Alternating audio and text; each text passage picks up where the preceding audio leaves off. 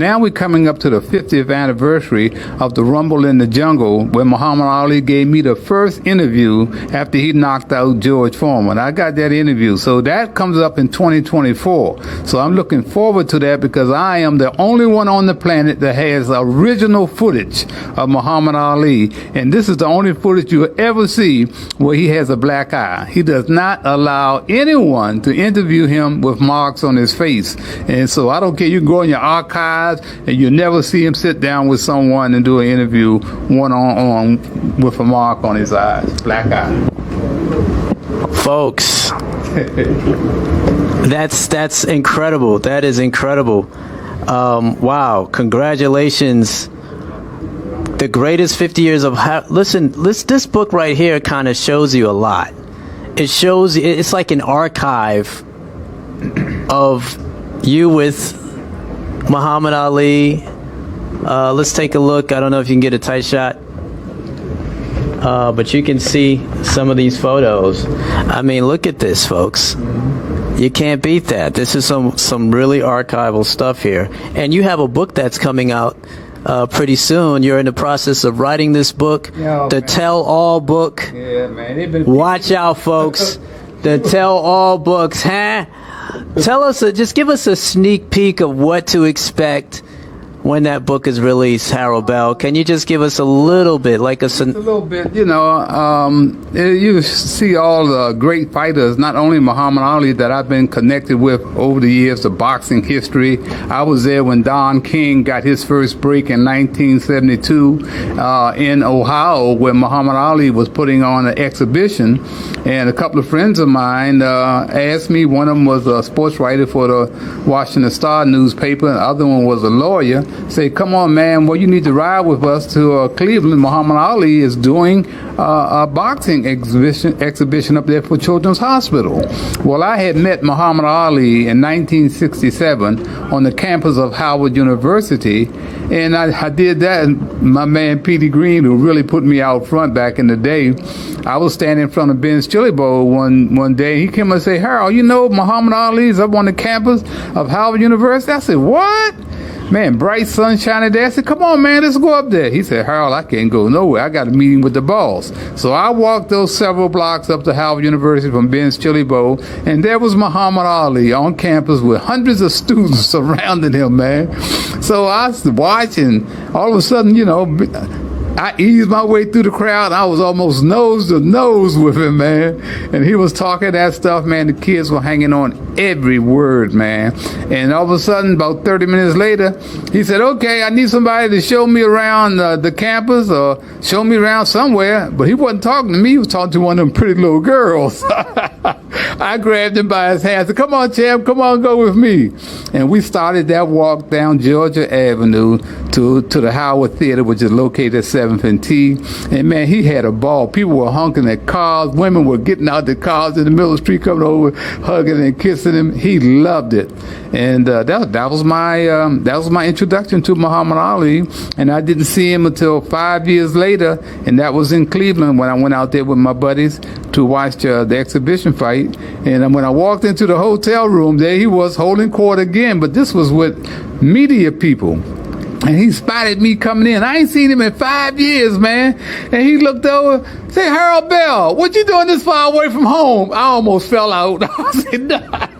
So everybody started looking at me, man. But that's the kind of guy he was, Corey. He always liked to pull other people along with him, which we don't do today, man. You know, so I am really grateful to that guy, man. And the book, everybody's been trying to get me to write my book for years on top of years. Because not only do I hear stories of Muhammad Ali, I got the inside scoop on Don King, Sugar Ray Leonard, you name them, man. Bernard, George Foreman, man. You know, this man. So I tell you, we're excited for that. We're excited for the book.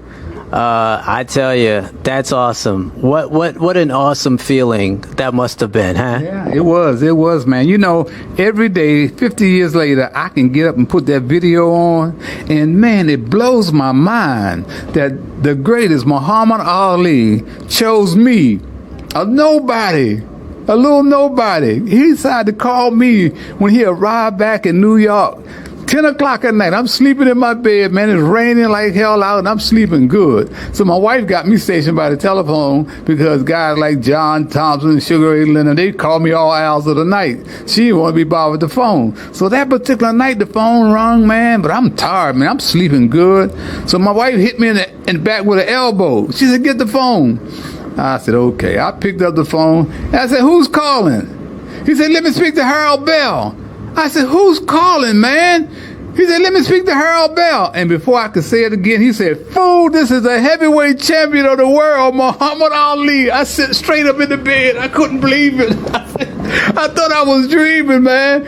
He said, you still want to do that interview? I said, yeah, champ, congratulations, man. Congratulations. He said, well, I'm in New York. God, get your camera crew together. This was Sunday night, and come on up to New York, man. And that was it. That was it. Woo! Yeah, that is some great stuff, I tell you. Wow. Well, here's a story I can tell over and over again. I don't even have to think about what I have to say. I never forget that, man. Muhammad Ali.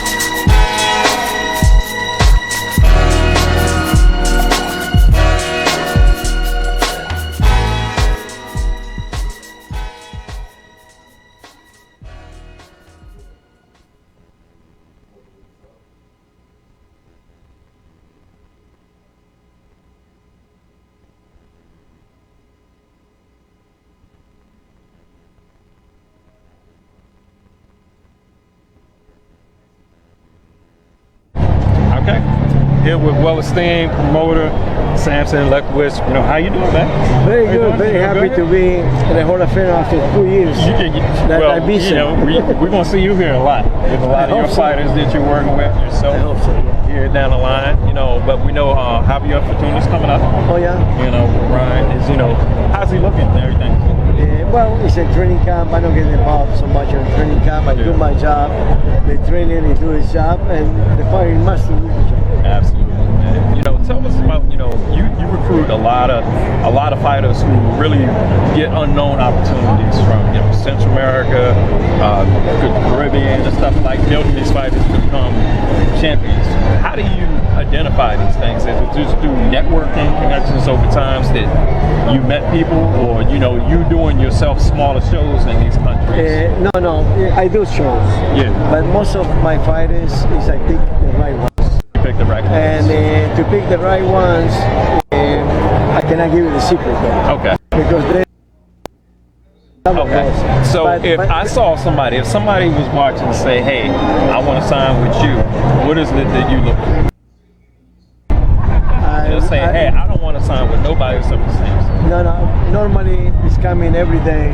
Right. People to send me emails or message. I bet you get thousands. But yeah, I get a lot. But I choose the right ones. I watch videos, and I make a decision after I speak with the team. Okay. Why? Because I will not take anyone that is not a good human being. I see. So decency. Family, like morals, family background, stuff like that. Look, I'm married for 48 years, and I respect my wife. So I have the right to choose fighters that humble.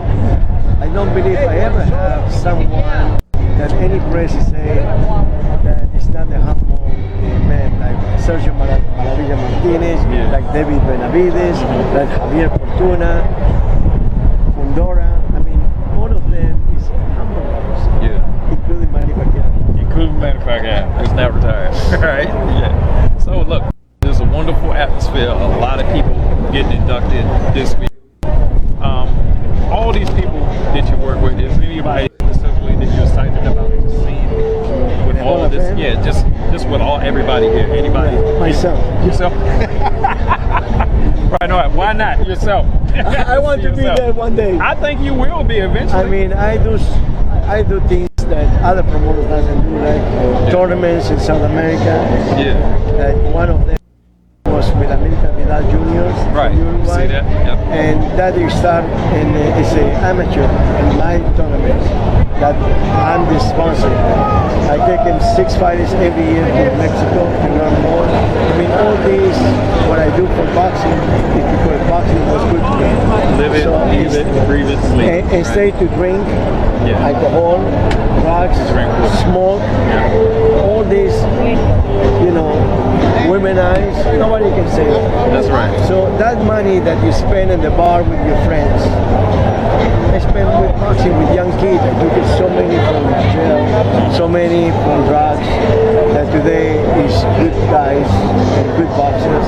I mean, this, what I've been made for, is to help the children. Now it's coming, another thing that I do in South America is boxing, recreation boxing for youth, for infants, from 4 years to 12 years, like you do in soccer, from the ground up. from the ground up. So I don't know if I live to see any one of these kids, but God will give me another opportunity to live, and I take advantage of it. Okay. Well, looks like the next couple of years is really going to be interesting. And I assure you, I promise you, you'll probably be back here one day soon. And I'll be here for it. Oh, I'd be so happy. Thank you very much. All right, thanks God for your bless time. you. Samson, like this, everybody.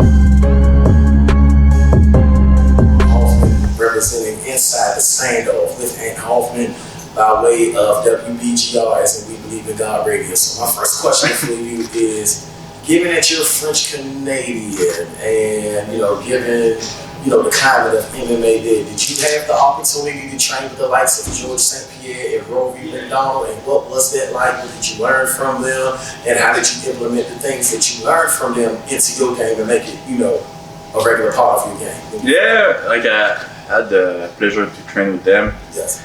I mean, Rory now is retired, so we don't train anymore. Right. Back in the day, I trained with him for all his Southpaw Open. So I was there for this big fight against Robbie Lawler. Oh yeah. I was getting some punching from him, and I really thought he was really. And he almost did it, but it's the game. And of course, GSP. I trained with him too. Against Johnny Hendricks and all those guys, all the Southpaw. So yeah, I started MMA because of GSP. I saw him on a TV show, and I was like, oh, fuck, let's try this thing, called MMA. And I'm wondering sometimes if people see me on TV and say the same thing about me, Right. Oh, let's try this thing called MMA. And then there's another question that I ask myself, because I started MMA because of GSP, but probably 500 people started MMA because of GSP. So how many concussions did he give to those people, Right. I'm the one that made it, but all those other guys. So good for for the world, Did 200 people start MMA because of me and got concussed? So I don't know if I'm I have those kind of questions.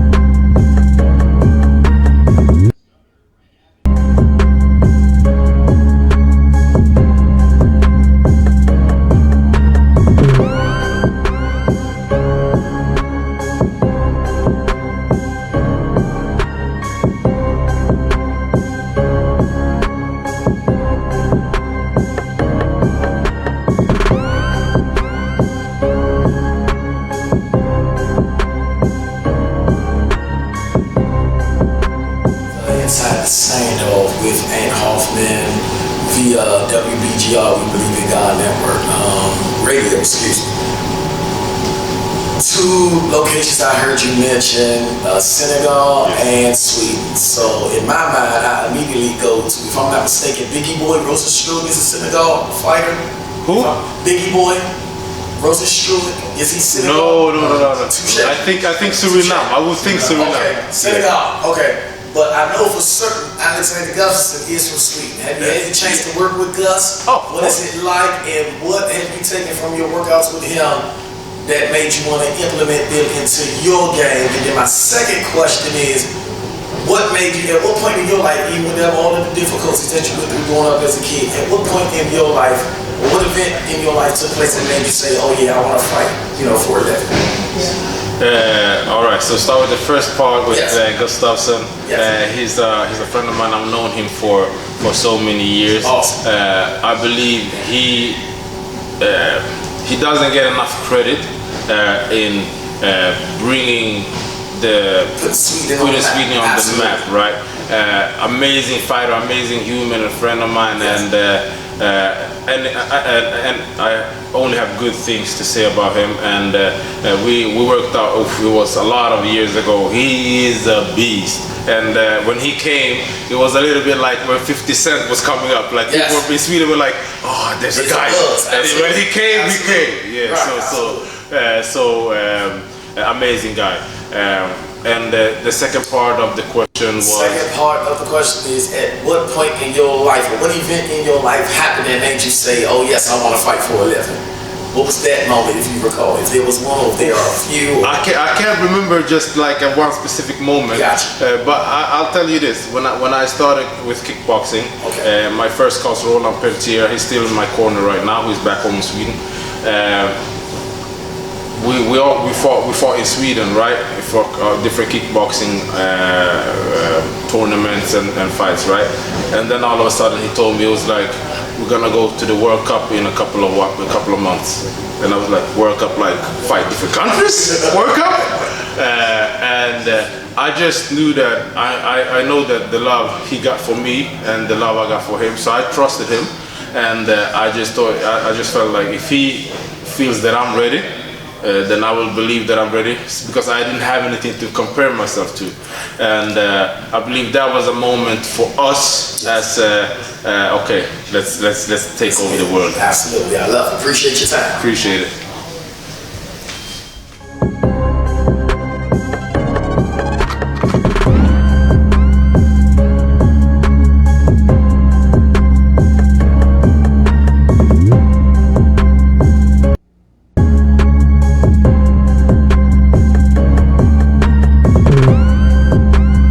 Being on the cusp of what could be a major breakthrough for your career, how are you managing sponsorships and media relations, and has that been a challenging aspect as you navigate this new realm here in the PFL?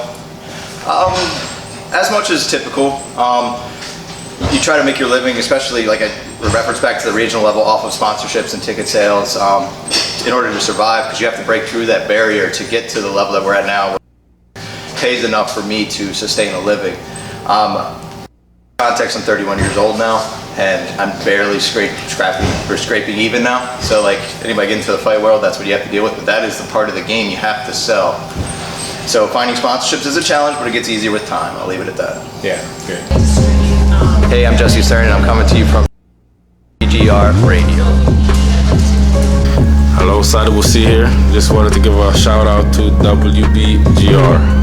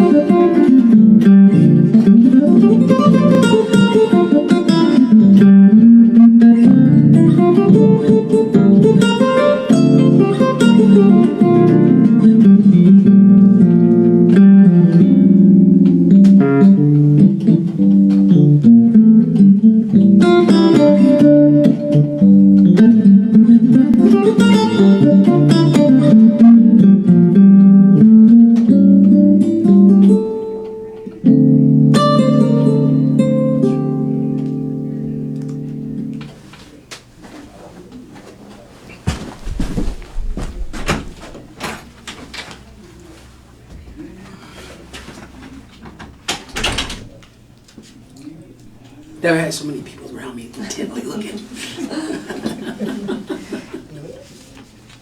That was really good. Thank you. That was great. Thank you, thank you, thank you. It sounded really great. Thank you. I wanted to, I pictured myself on the beach. There you go, there you go. With some sand, you know, like my feet in the sand. Yeah, yeah. So most people say my music sounds like driving music. I said, man, I could get in the car and just drive to your music. Yeah. So that's a whole lane, you know what I mean? Yeah. Got dance music, driving music. He said 10 seconds. Oh, I guess he wants us to lights to on the lights. All right, go ahead and answer your next one.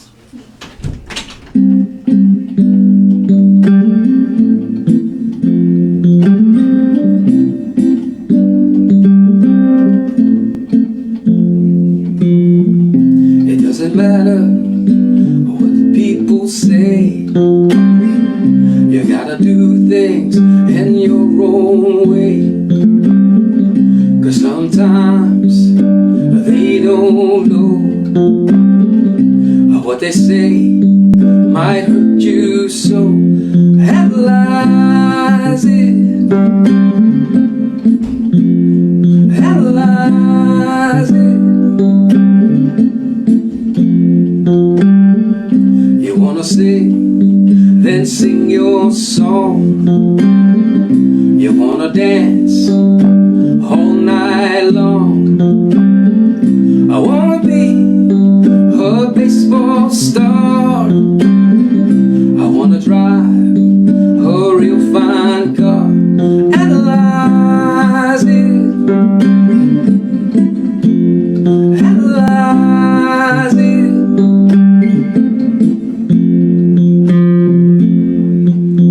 Open up in your mind. Open up, you will find.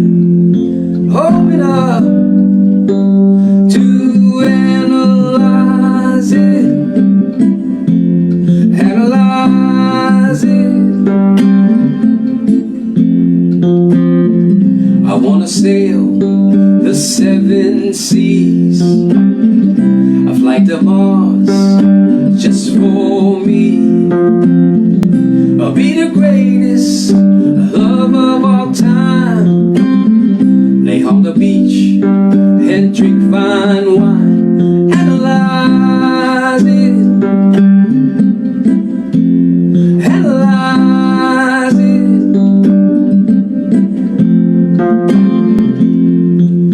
Open up in your soul. Open up and be bold. Open up to analyze it.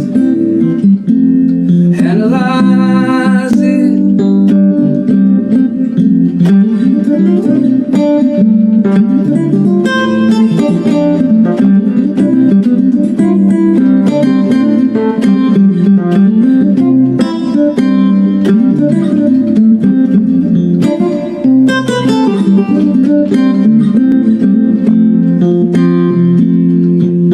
Open up in your mind. Open up and be fine. Open up to analyze it. Analyze it. Analyze it.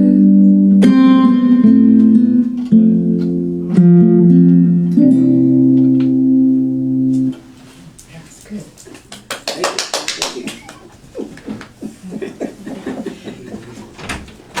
All right, go on to your next one, and then 2.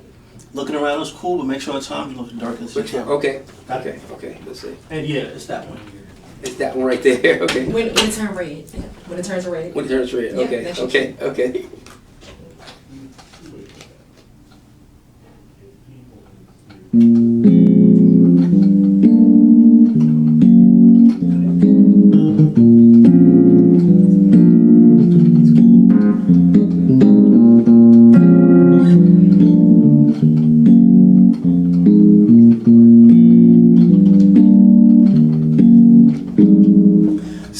life, you gotta draw the line. But people that take up your precious time, they come as friends and family, sometimes associates, you see. Had a good friend who was deep in need, lost his job so he called me. He needed money to pay his bills. As a good friend I came to his aid. 3 years later I'm still not paid. Stop crossing oceans, people that run across the pond for you. And love, love, love, love and devotion, gotta watch who you give it to, give it to, give it to, give it to, give it to. Someone likes and low to mine. Sometimes life all ain't kind. Love that's the moment, feel the roll. Some won't shake it, wanna love, won't take it down low and not in low. Gotta stop crossing oceans for people that won't cross the pond for you. And love, love, love, love and devotion, watch who you give it to, give it to, give it to, give it to, give it to, give it to, give it to. A friend in need is a friend indeed. If you wanna get something, gotta give to receive. If you wanna get something, gotta give to receive.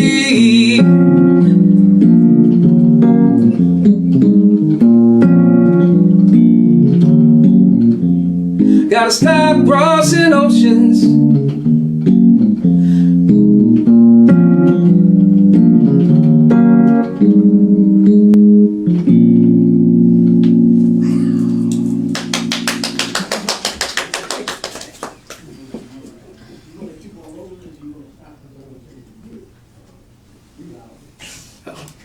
What's more?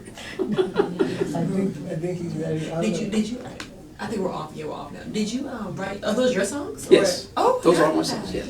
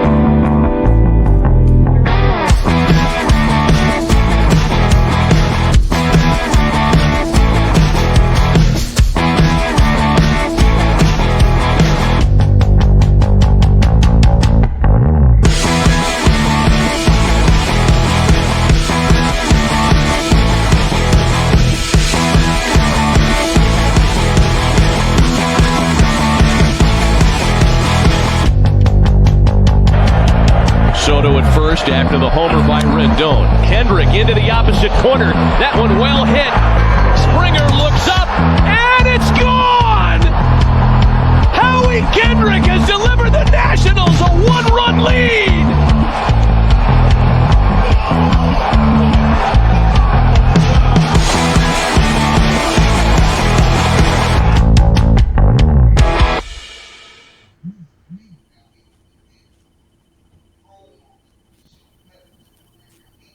Hey, it's Felix Bassi coming at you again. Felix Bassi from WBGR Network with the season premiere for the second season of the Washington Sports Den on WBGR Network. So I'm just very excited that today just about marks the 1-year anniversary of the Washington Sports Den on WBGR Network. And before I get any further, I just want to give some special thanks. Of course, special thanks to Mr. Lionel Green, the owner of WBGR Network. I have to thank him for giving me the opportunity to have this show and, show my talents on this network for the time I've been doing it. And of course, I'd like to give special thanks to Tommy Wood, the host of the Tom the Bomb Sports Talk Show, kind of taking me under his wing, so to speak. He's been experienced and in the game. And of course, he took time out to help me hone upon my skills, took time out to give me some tips and tricks of the trade. So, of course, special thanks to him. And Devin and Coy, the producers back behind the scenes, I have to really, really emphasize how much thanks to give them, because without them, all the graphics you see on screen, the videos, the throwback clips, so on and so forth, the music doesn't happen without the producers behind the scenes. So I just want to give special thanks to everyone involved. And it even goes back all the way back to one particular teacher I had back in 8th grade, my math teacher. And on this particular day, I remember, again, I don't want to go too far off into a tangent here because I do have a lot of sports to talk about. Believe you me, there's so much to cover in today's episode. But I do remember one particular day I was waiting, we were just waiting for the buses to come pick us up. And my math teacher was asking me, who do I think is going to win the upcoming game that week? And of course, we were just talking about the game, and she told me at a young age, I was like 12 or 13 at this point, and like, hey, Felix, you might want to consider going into broadcasting or doing something, reporting for yourself. And I just want to give her special thanks. Like that small conversation, that little thing she told me, it kind of blossomed over the years. It wasn't sudden. I didn't know that I was going to be hosting a sports show, or I didn't even know that I wanted to do this then. As a matter of fact, I was kind of on the fence about it up until very shortly before I began. So I just want to give special thanks to her. And of course, the supportive friends I had along the way. I can't name them all. That's an entire episode. So I just want to give special thanks. Of course, Michael Richardson, a frequent viewer of this show. He leaves behind feedback. I've known him since high school. Very good, close friend of mine. I want to give him special thanks. And I've also received tips and pointers from Emmanuel De Leon. I also want to give him special thanks. Another friend that I've known since high school.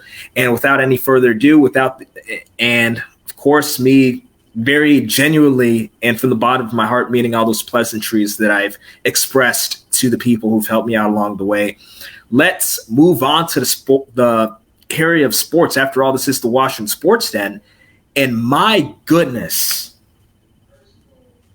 I leave for 1 week and look what happens in the realm of sports.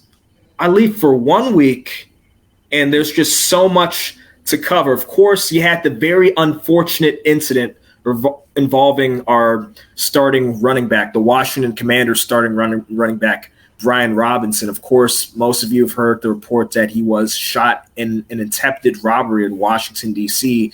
sometime last week. And of course, thankfully, non-life-threatening injuries. He had a successful surgery not long after. And he went to the practice facility almost instantly. He was shot on Sunday, had the surgery on Monday, and he was at the practice facility, I believe, Tuesday of last week. And of course, he's not in the best of condition, obviously, but it's just good to see that he was in good spirits. He was happy, communicating with his teammates. And of course, that's what's important, his well-being, his safety. That's what we're looking at here. And in terms of him getting on the field, of course, we want to see that. We want that, we want that for him. We just want to see what he can do for the team. And in addition to that, yes, in terms of when he's returned to the field, he will be back in action, or he should rather. He's estimated to be back in action by week 5. So, of course, we're thankful for that. And moving forward to Chase Young, of course, this is a rumor, and this has been widely considered to be, and this is just something to take with a grain of salt, if that. People even went as far as to say the rumor is debunked, but people said that Chase Young may have aggravated his Achilles tendon injury that he suffered last November against the Buccaneers after joining fellow NFL star Von Miller at a practice, independent practice. Now, of course, that part is true. He did join Miller for the independent practice, and of course, the team is not necessarily happy that he did that. The trainers aren't happy. The front office would rather he had not done that. But the news as to whether or not he's aggravated the injury, again, that's merely a rumor at this time, and he is predicted to come back into action around the same time Brian Robinson will be back in action. So, of course, both stories involving unfortunate circumstances will look like both players involved will return and be in good physical shape at least by October. So, of course, that's something to be thankful for. This could have been a lot worse. And moving on to a more controversial topic, there's a lot of backstage controversy in All Elite Wrestling, AEW wrestling, involving, of course, CM Punk and various other members of the locker room. Now, of course, the spotlight was on him. They were saying that he was somewhat of the focus or the epicenter of the dissonance happening in AEW's locker room, or the dissonance happening behind the stage within All Elite Wrestling. But again, I'm going to get into that towards the end of the show. And of course, there was a physical altercation involved in that. Some wrestlers got suspended, and even some people were stripped of championships. So I'm going to get into the full detail of that later on in the show. But before we get any further, as you already know, look at the background, look at the calendar. You know what time of season it is. It is football season, and football season starts tonight as the defending Super Bowl champions, the Los Angeles Rams, host the Buffalo Bills in the 2022 NFL season opener. So, of course, that being said, we know about that match. We know that match is happening later tonight, 8 o'clock. But what about that hometown team? What about those Washington Commanders? What about that team whose jerseys I have in the background right behind me? You already know what's going to happen with that particular team. This Sunday at FedEx Field, they're hosting the Jacksonville Jaguars at 1 p.m. Eastern Standard Time, and that is sure to be a game that it's going to be interesting to watch, regardless of what side you're on. There's just a lot of unanswered questions for both teams. The Jacksonville Jaguars, of course, a team that hasn't succeeded to the best of their ability.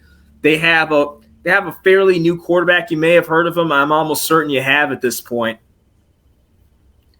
And, of course, again, like I said, the team was underperforming. They have some strengths that they can take advantage of, and they're saying that this is a team that not only underperformed, but there's a team that hasn't figured themselves out. It's a team that hasn't realized their full potential. So, of course, all of that at the time, right now it's just hearsay.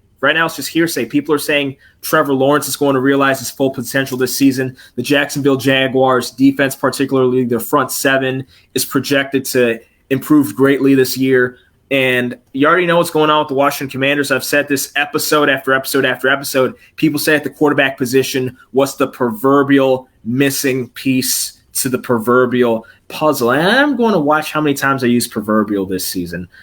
It's one of my favorite words, as you can tell. But again, Carson Wentz, he seems to be the missing piece, so to speak, for the Washington Commanders offense. And really the Commanders offense is something that people know has the talent, has the potential. You already know about Terry McLaurin, who is an immense talent, one of the premier wide receivers in the NFL. You have an amazing tight end core. I dare to say that this tight end core has the best depth of any tight end core in the NFL. And you have a running back core. Of course, Antonio Gibson, I've said this time and time again, averages 83.2 all-purpose yards a game. And not only do you have that, you have depth at the running back position. You have all the strength and the defensive strength that goes without saying. Pro Football Focus ranked this defense number 1 in the NFL after the 2020 season. And, of course, some regression took place in that time, and that largely owes to injuries. Of course, you had Chase Young who was out, and it wasn't just the injuries. The defensive play calling less aggressive. They're not utilizing that front four pressure as often. They're not blitzing as often as they did. And in addition to that, we've already talked about the coverage schemes being used. You're playing guys 10 yards off the line of scrimmage. You're practically giving these receivers free catches, free first downs left and right. So, of course, the numbers are going to go down. But, of course, if the defensive coordination is executed properly, you use the blitz in moderation, or you use the blitz as often as you have to. I've seen that defensive line pressure force bad passes or the quarterbacks to make bad decisions, even when the coverage isn't what it should be. So that was even something that covered up for issues in coverage. But even at that, again, you don't want to take any chances. You don't want to take any gambles. I'm not asking for anything fancy. I am just saying use proper coverage. The talent is there in the secondary. The coverage is there with the secondary. Just play the corners on the receivers. And with the safeties, I like what I'm seeing from the safeties. I'm seeing safety blitzes, the jet blitz coming in from defensive backs. Of course, if you're going to do that, that's already a risk in and of itself. So while you're doing that, you need to make sure that there's proper coverage for the people who are staying in the secondary, who are staying in coverage. Because if you're doing a jet blitz, you have bad coverage downfield, that's an easy touchdown just about every time. So just about any time the quarterback is able to avoid the blitz, avert the blitz, and find an open receiver, that is. And, of course, easier said than done, I know. But still, you do not want to give your opponents opportunities. You're already playing in the NFL. You're already playing amongst the best football players in the world. This is the highest level of the sport in the world. So you do not want to give your opponents anything to take advantage of because, again, these people, they're the best in the world. Don't make their jobs for them any easier than it has to be. As for my predictions with this Jacksonville-Washington game, I would say that despite popular opinion, at least popular opinion amongst Washington fans, this is a game that could reasonably go either way. And if Washington does happen to lose this game, this is not a proverbial red flag. This is not time to push the red button, so to speak. Because, again, this is a Jacksonville team that, again, is projected to make some improvements this year. Trevor Lawrence is projected to have, if he is to have a breakout season, people are saying that Trevor Lawrence, the Jacksonville Jaguars quarterback, is projected to, if he is to do that, have the breakout season, people are saying that it happens this year. Not only that, people are saying that the Jacksonville Jaguars defense, which has signs of strength, believe it or not, has a season where it realizes its potential. So, of course, again, a lot of unanswered questions with Jacksonville. I wouldn't be so concerned if Washington were to lose this game.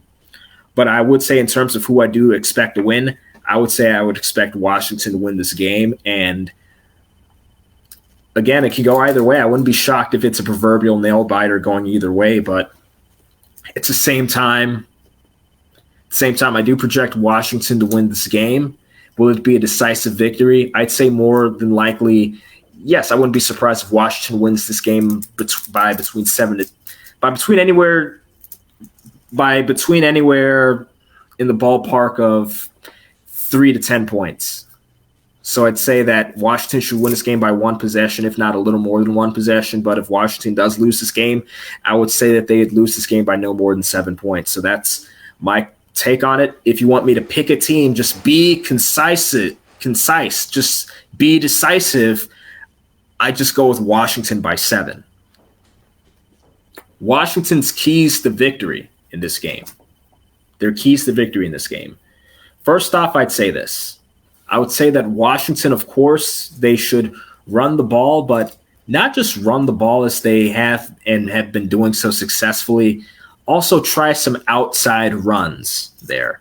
I know Jacksonville likes to bring pressure down the middle. You can avert that by using some outside runs. Washington has the ability, they have the capacity to do this. Not just Antonio Gibson, but you just look at the roster depth at his position, at the running back position. They can do this consistently throughout the course of the game without atrophying, or rather without fatiguing Gibson or any one of the running backs in this game. And furthermore, I would say this: balance the running attack and the passing attack. I noticed that Washington's play calling was very run heavy in the last 2 seasons, but I'd say moving forward, you have your solid quarterback, you have a solid receiving core, you have probably the best tight end depth in the NFL right now. I didn't say best tight ends in the NFL. I didn't say best tight end. I said depth, keyword depth. That's to say that you have starting quality play for more than one player. You already know Logan Thomas. Then we've already discussed Amari Rogers, and of course you have John Bates. All 3 very solid tight ends who can feasibly be starters in the NFL, all 3 on the same team. So as I'm saying this, with that being said, Washington should also make efforts to spread out the Jacksonville defense. They might like the blitz, but you force them into situations where they have to make more cautious play calls. You have to force them into situations where they're not being as aggressive with the pass rush, or they may not be as quick to converge upon the line of scrimmage. So with that being said, force them into a situation where they have to be very cautious on defense, and it's just going to open the playbook up. You're going to have an open receiver just about every time you step back to pass. And aside from that, the running back core is just going to do what it does best. So I would say those are the keys to victory for offense. As for the defense, I would say for the most part, it's just more of the same. Make sure that the coverage is right. Make sure that the defensive backs are playing on the receivers.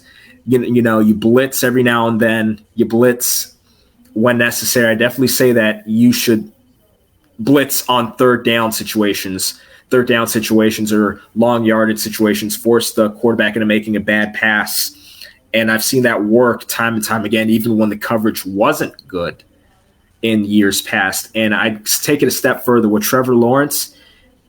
Like a lot of quarterbacks that have come in the advent of the RPO and pistol formation in the early 2010s, you have to keep an eye out for him taking the ball and running with it. So with that being said, keep a linebacker in zone. Keep a linebacker in containment of Trevor Lawrence. Keep the middle linebacker standing there watching the field, making sure that any running back that comes his way, any running back that crosses the line of scrimmage gets stopped, or at the very least get some contact from him, or conversely, or otherwise, in the case or actually in an alternate situation, in the case where the running back isn't the person running the ball, it's the quarterback running the ball. Make sure that quarterback doesn't get very far past you. So I'd say in general, again, for defense, coverage, make sure the coverage is right. Blitz when necessary. Make sure you keep the quarterback in containment. And on offense, you balance the run and pass plays and spread out the defense. Don't be afraid to make sure that Jacksonville's on their toes, so to speak, during this game. And moving forward, let's just take a look at the NFL as a whole. So we can pull up clip number 2 and I'll just give you kind of a rundown of what to expect from the NFL this weekend. Picture number 2 with all the NFL games on them for this upcoming week. So tonight's game at 8:20 Eastern Standard Time between the LA Rams and Buffalo Bills. I expect the defending Super Bowl champions to start their championship defense with the loss to the Buffalo Bills in a very well-contested game. I do think that this game will be entertaining from start to finish.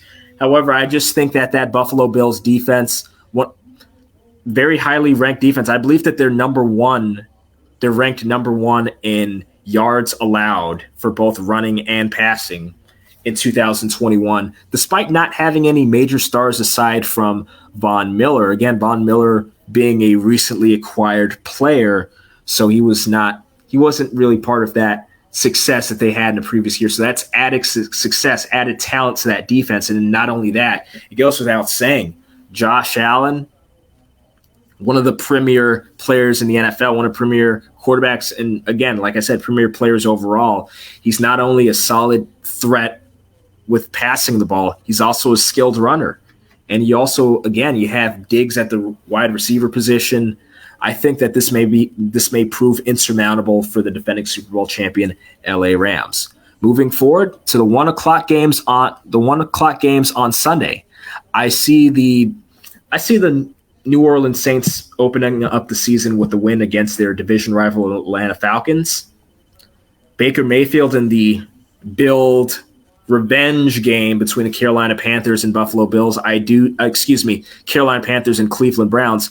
I see the Panthers winning this game. I see Baker Mayfield having one of the best games of his career here. And of course, I do see that Carolina Panthers running game having success, despite the fact that, again, the Browns, they have a solid defense. I definitely say they have one of the premier front sevens in the NFL, not just the front four. I'd say the front seven as a whole. And of course, they do have a premier running back core. Now, in terms of running back depth, I would say that the Cleveland Browns are probably the best in the NFL in terms of running back depth. However, I don't think that's going to be enough to overcome the Carolina Panthers. I think the Carolina Panthers win this game, and this game goes down to the proverbial wire in the last 2 minutes. I think this is a game in which whoever scores in that closing frame wins. I give the edge to Carolina here. In a game between Chicago and the San Francisco 49ers, Chicago Bears, San Francisco 49ers, I would give the edge to the Bears. Closely contested game here. Again, I also predict this one to go to the wire after the Bears winning that one. The Cincinnati Bengals against their rival Pittsburgh Steelers. I have the Bengals winning this game decisively. The Cleveland, we're all adjusting the football season. Bear with me. The Philadelphia Eagles taking on the Detroit Lions, Washington's opponent for next week. I see the Philadelphia Eagles winning this game decisively. Another division rivalry game. What's with the NFL and having so many rivalry games for week one? We're just getting started. So I'd have the Indianapolis Colts. Taking a victory here in a game that should be, again, well contested with their division rival, Houston Texans. I have the Colts winning that one. Dolphins versus Patriots. I think that the Dolphins proved to be that proverbial buzzsaw for the New England. Actually, I think that the Dolphins aren't going to be that proverbial buzzsaw that they are for the New England Patriots. I see the Patriots winning that game. Again, closely contested, but I do see the Patriots winning. I think the Baltimore Ravens versus New York Jets game is a no-brainer. I think the Ravens take that one with ease. We've already discussed the Jacksonville versus Washington game. Onto the 4 o'clock slot. I have the Kansas City Chiefs taking the Arizona Cardinals. I have the Las Vegas Raiders in their game against their rival LA Chargers. I have the Raiders. After Raiders winning this game. Closely contested game as it always is between the two, but I'd say that the Raiders take this one. Packers versus Vikings. I'm going to take the Vikings here. How's that for an upset pick? Titans versus Giants. Again, think this one's going to be closely contested. I'd get the edge to the Titans. The Sunday nighter between the Buccaneers and the Cowboys. Unpopular opinion, especially in a popular opinion in Washington. I'm taking the Cowboys here against the Buccaneers. And the Monday nighter between the Seahawks and the Broncos, another Bills revenge game where Russell Wilson faces his former team, the Seattle Seahawks. I have Russell Wilson and his Broncos having a win in Seattle. So in a way, it's going to be more of the same, Russell Wilson being in Seattle, taking a win. And that does it for my weekly NFL predictions for this week. Now, we're moving on to the next subject, with what's going on in AEW's locker room, what's going on backstage. And I'm just going to kind of run through it here, and you can pull it up on clip number 3. That's the one with all the wrestlers, the pictures of wrestlers. So this past Sunday, AEW had its all-out pay-per-view, and in the main event, Chicago's hometown hero CM Punk won the AEW World Championship. And in addition to that, the Elite, a tag team that consists of the Young Bucks and Kenny Omega, won the Trios Tag Team Championships. So, of course, in a press conference following the aforementioned pay-per-view during the media scrum, CM Punk said some things. Members of the Elite said some things. Of course, these things were not taken very well by either party involved. And as a result, there was a physical altercation, and as a result, all men involved had their championship stripped from them. So CM Punk had his AEW World Championship stripped from him. His championship is now in abeyance and is being contested for in a tournament, whereas the Trios Championship that has been stripped from the Elite is now in the hands of Death Triangle, who won the championship that was left in abeyance during last night's episode of AEW Dynamite. So, of course, there's a lot of controversy going on with regards to that, and some are saying that, is this a real controversy going on? Of course, you have conspiracy theorists who say that this is a PR stunt by AEW to garner viewership by way of controversy. Again, those are conspiracy theories. You have to take those with a grain of salt, and sometimes you have to flat out ignore things. But you'd have to think that if these conspiracy theorists are onto something, which I'm not saying that they are, I heavily doubt that they are. But again, if they are onto something, this would be a very interesting thing. And of course, that documentary series, Dark Side of the Ring, a lot of people are saying that this is going to make for some episode in the future, regardless of whether that's the near future or maybe this is AEW's It controversy that we'll be talking about decades down the line. And of course, every wrestling company had that controversy. You had WCW's Finger Poke of Doom controversy. You had the WWE's Madison Square Garden incident in the mid-90s. You had the mass transit incident with ECW in the late 90s. Of course, that one was a little more gruesome in nature and controversial. Actually led to ECW taking a lawsuit. And I can go on that more into that in a later date. And of course, you had TNA's Victory Road 2011 controversy. So who knows? Maybe that's AEW's It controversy that will be talked about for generations to come. But without further ado, per the football season tradition on the Washington Sports Den, I will give you a throwback game involving the Washington Commanders, or they weren't known as the Commanders at the time this game happened, and their current opponent. Now, this particular game comes from the year 2006, and without spoiling anything further, I'll let you enjoy it. Here this afternoon.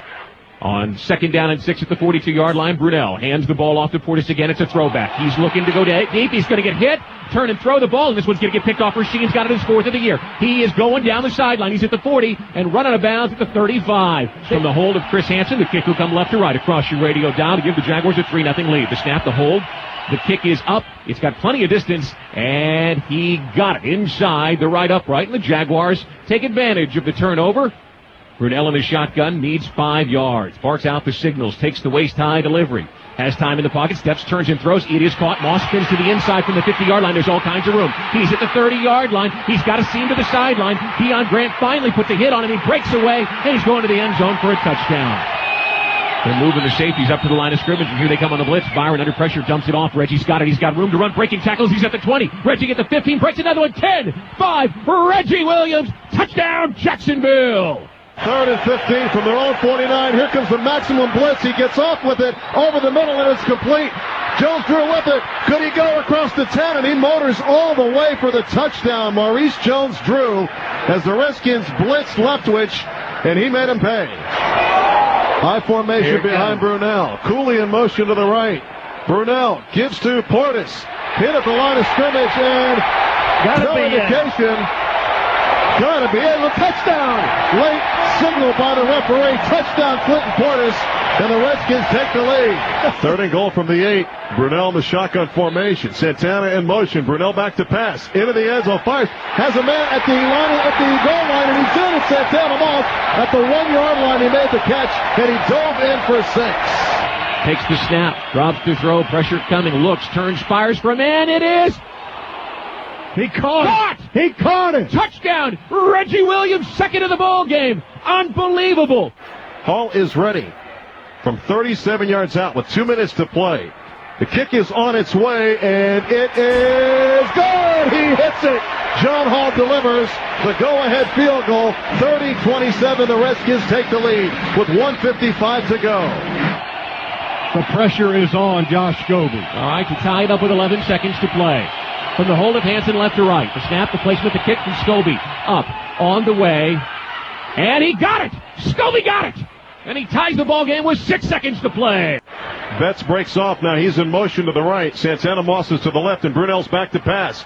Looking deep down the left side. Caught by Moss. He's on his feet, and he's gone! He's gone! Santana Moss all the way in OT, and the Redskins win it. 68 yards. Santana does it.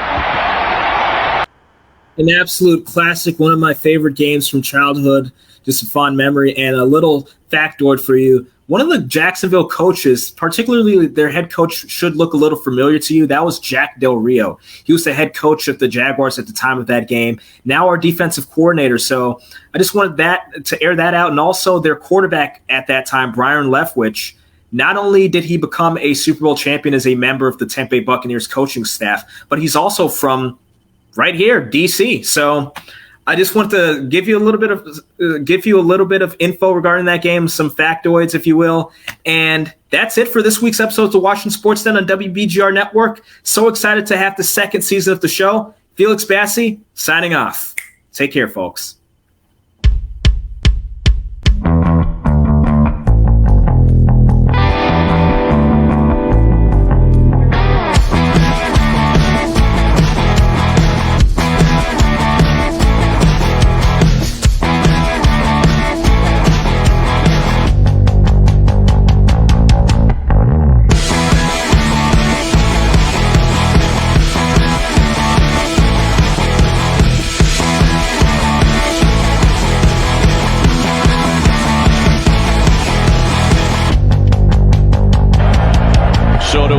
After the homer by Rendon. Kendrick into the opposite corner. That one well hit.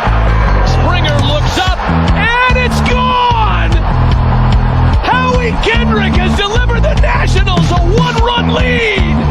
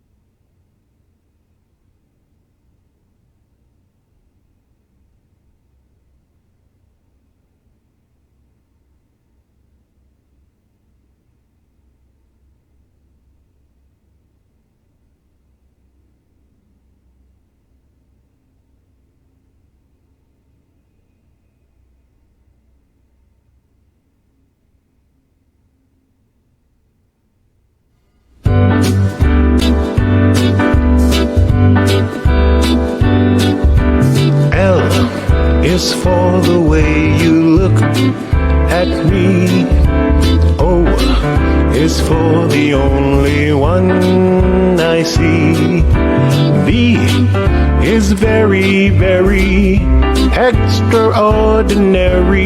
E is even more than anyone that you adore can love, is all that I can give to you. Love is more than just a game for two. Two in love can make it. Take my heart and please don't break it. Love was made for me and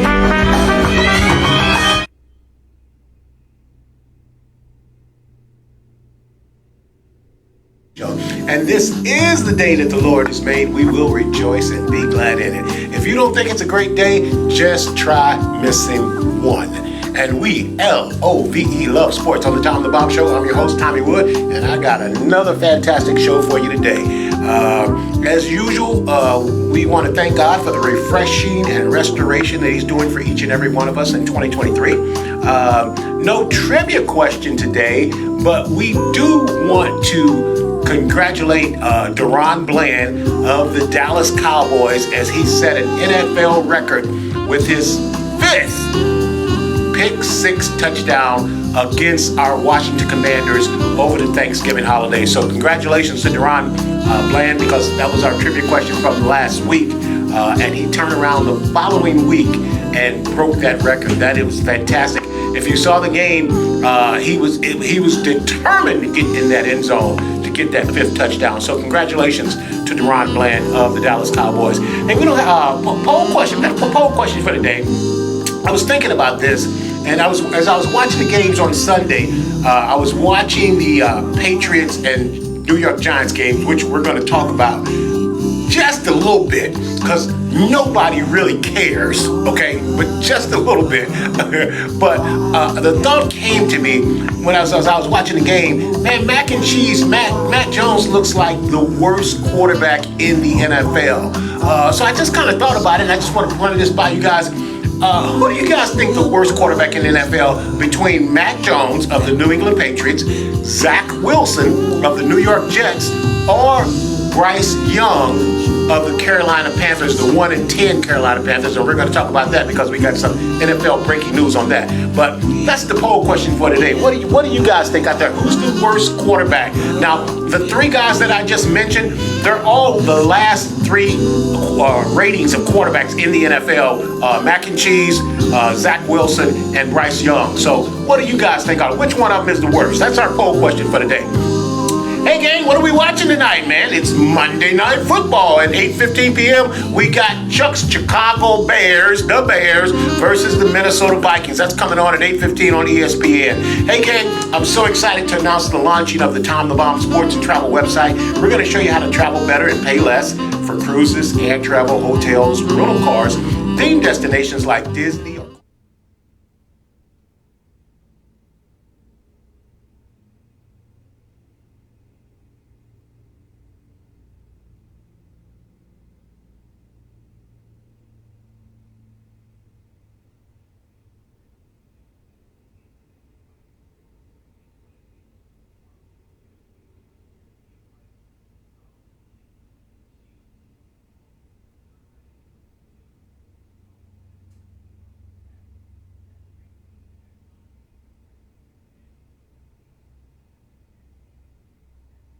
Vacation or entertainment to your sports heart's desire. So hey, let's get right to it. Let's get right to the game. Let's get right to the sports news. Okay.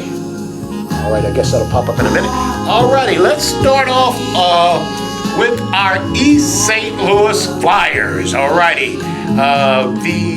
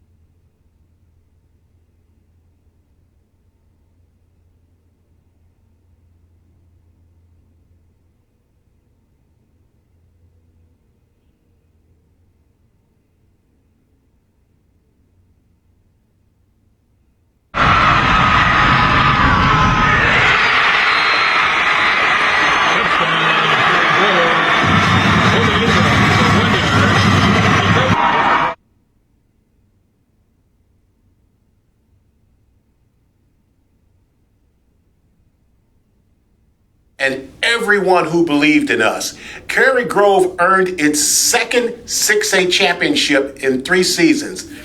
It wasn't looking good for a while. We can go back to the video. It wasn't looking good for a while, but our kids just showed great resilience.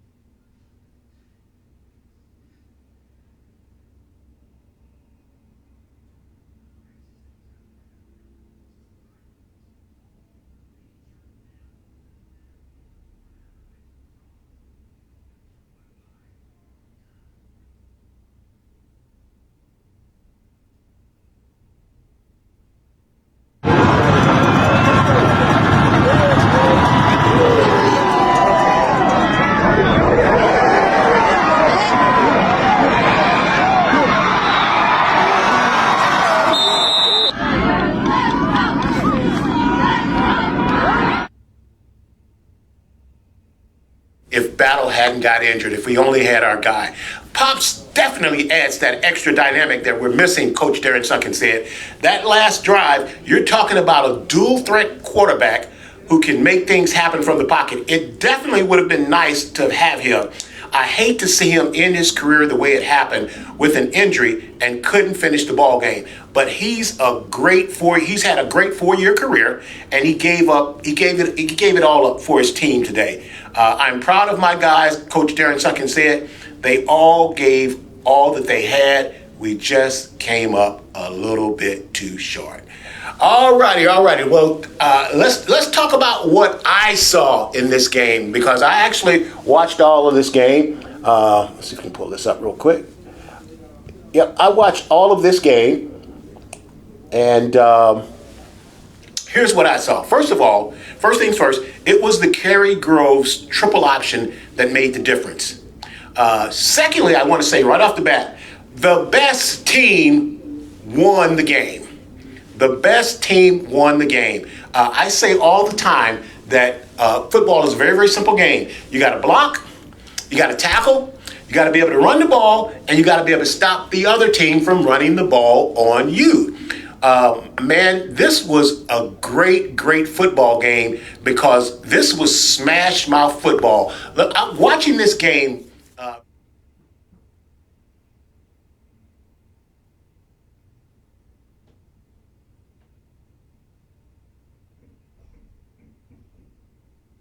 Man, they pounded Larry Zonka at you time after time after time. And I've got to give shout outs to Chuck, my brother Gus, who basically gave us a great preview of what we were going to see with Cary Grove. He said that they were going to run the ball 90% of the time. Now, I went on later to find out that over the whole season, Cary Grove averaged 2 passes per game. 2 passes per game.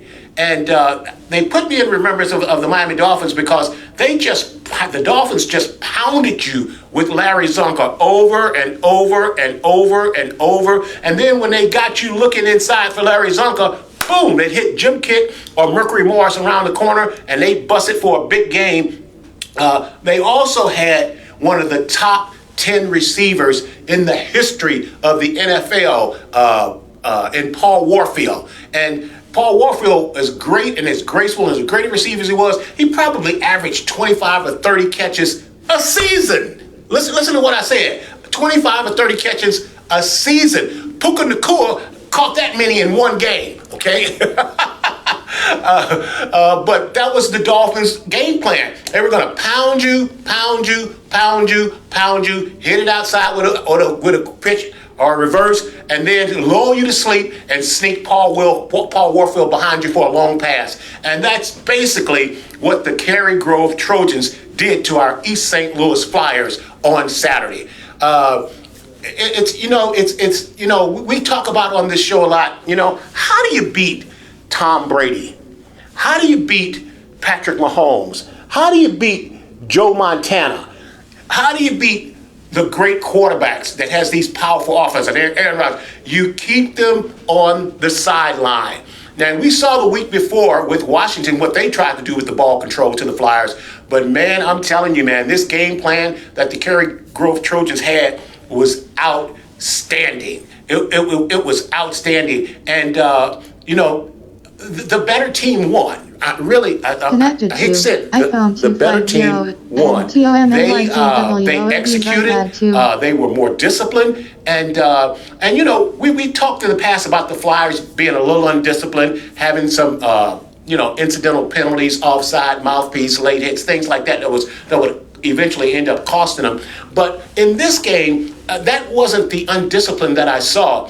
The undiscipline that I saw was the inability for the Flyers defensive ends to stay home and read their keys. You know, I've talked about this on the show. A sweep should never, ever, ever, ever, ever. Did I say ever? It should never, ever, ever work, because a defensive end's main and number one responsibility is to get no deeper than the quarterback of the run. So nobody gets outside of you. That's your job. Nobody gets outside of you. And they were pounding, Kerry Grove was pounding Larry Zonka, or Abrams, I should say, up the middle so much that the Flyers defensive end started crashing down, and then they would pop it outside. And here's the thing, they only need to make that play work 2, maybe 3 times a game, and it did. And it was always in crucial times that they got the big plays outside of the Flyers. And with the Flyers' speed, nobody should ever really be able to get outside of them unless you're being undisciplined and not reading your cues. Like I said in the very beginning, it was Kerry Grove's triple option that made the difference. And you know, it's a little bit frustrating because there was some undiscipline. And you know, to be fair, you know, like I said, the better team won, the better coach team won. I have to say that. I have to be honest, and I have to say that because here's the deal. Everybody knows about the East St. Louis Flyers. The East St. Louis Flyers aren't just a legend in the state of Illinois. The East St. Louis Flyers are a nationally ranked team every single year. Everybody in the nation of high school football knows about the East St. Louis Flyers.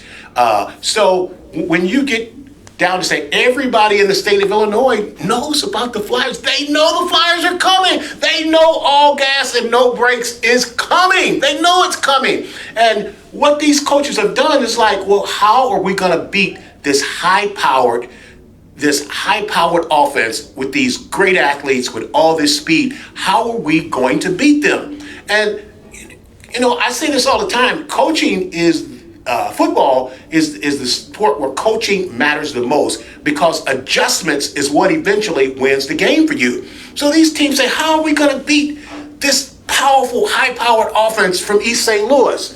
What can we do to beat them? We got to keep them on the sideline. That's how you beat Joe Montana. That's how you beat Patrick Mahomes. That's how you beat Tom Brady. That's how you beat Peyton Manning. That's how you beat Dan Marino. You keep them on the sideline with ball control, and they did it with the triple option. So here's just a shout out. You know the triple option is coming.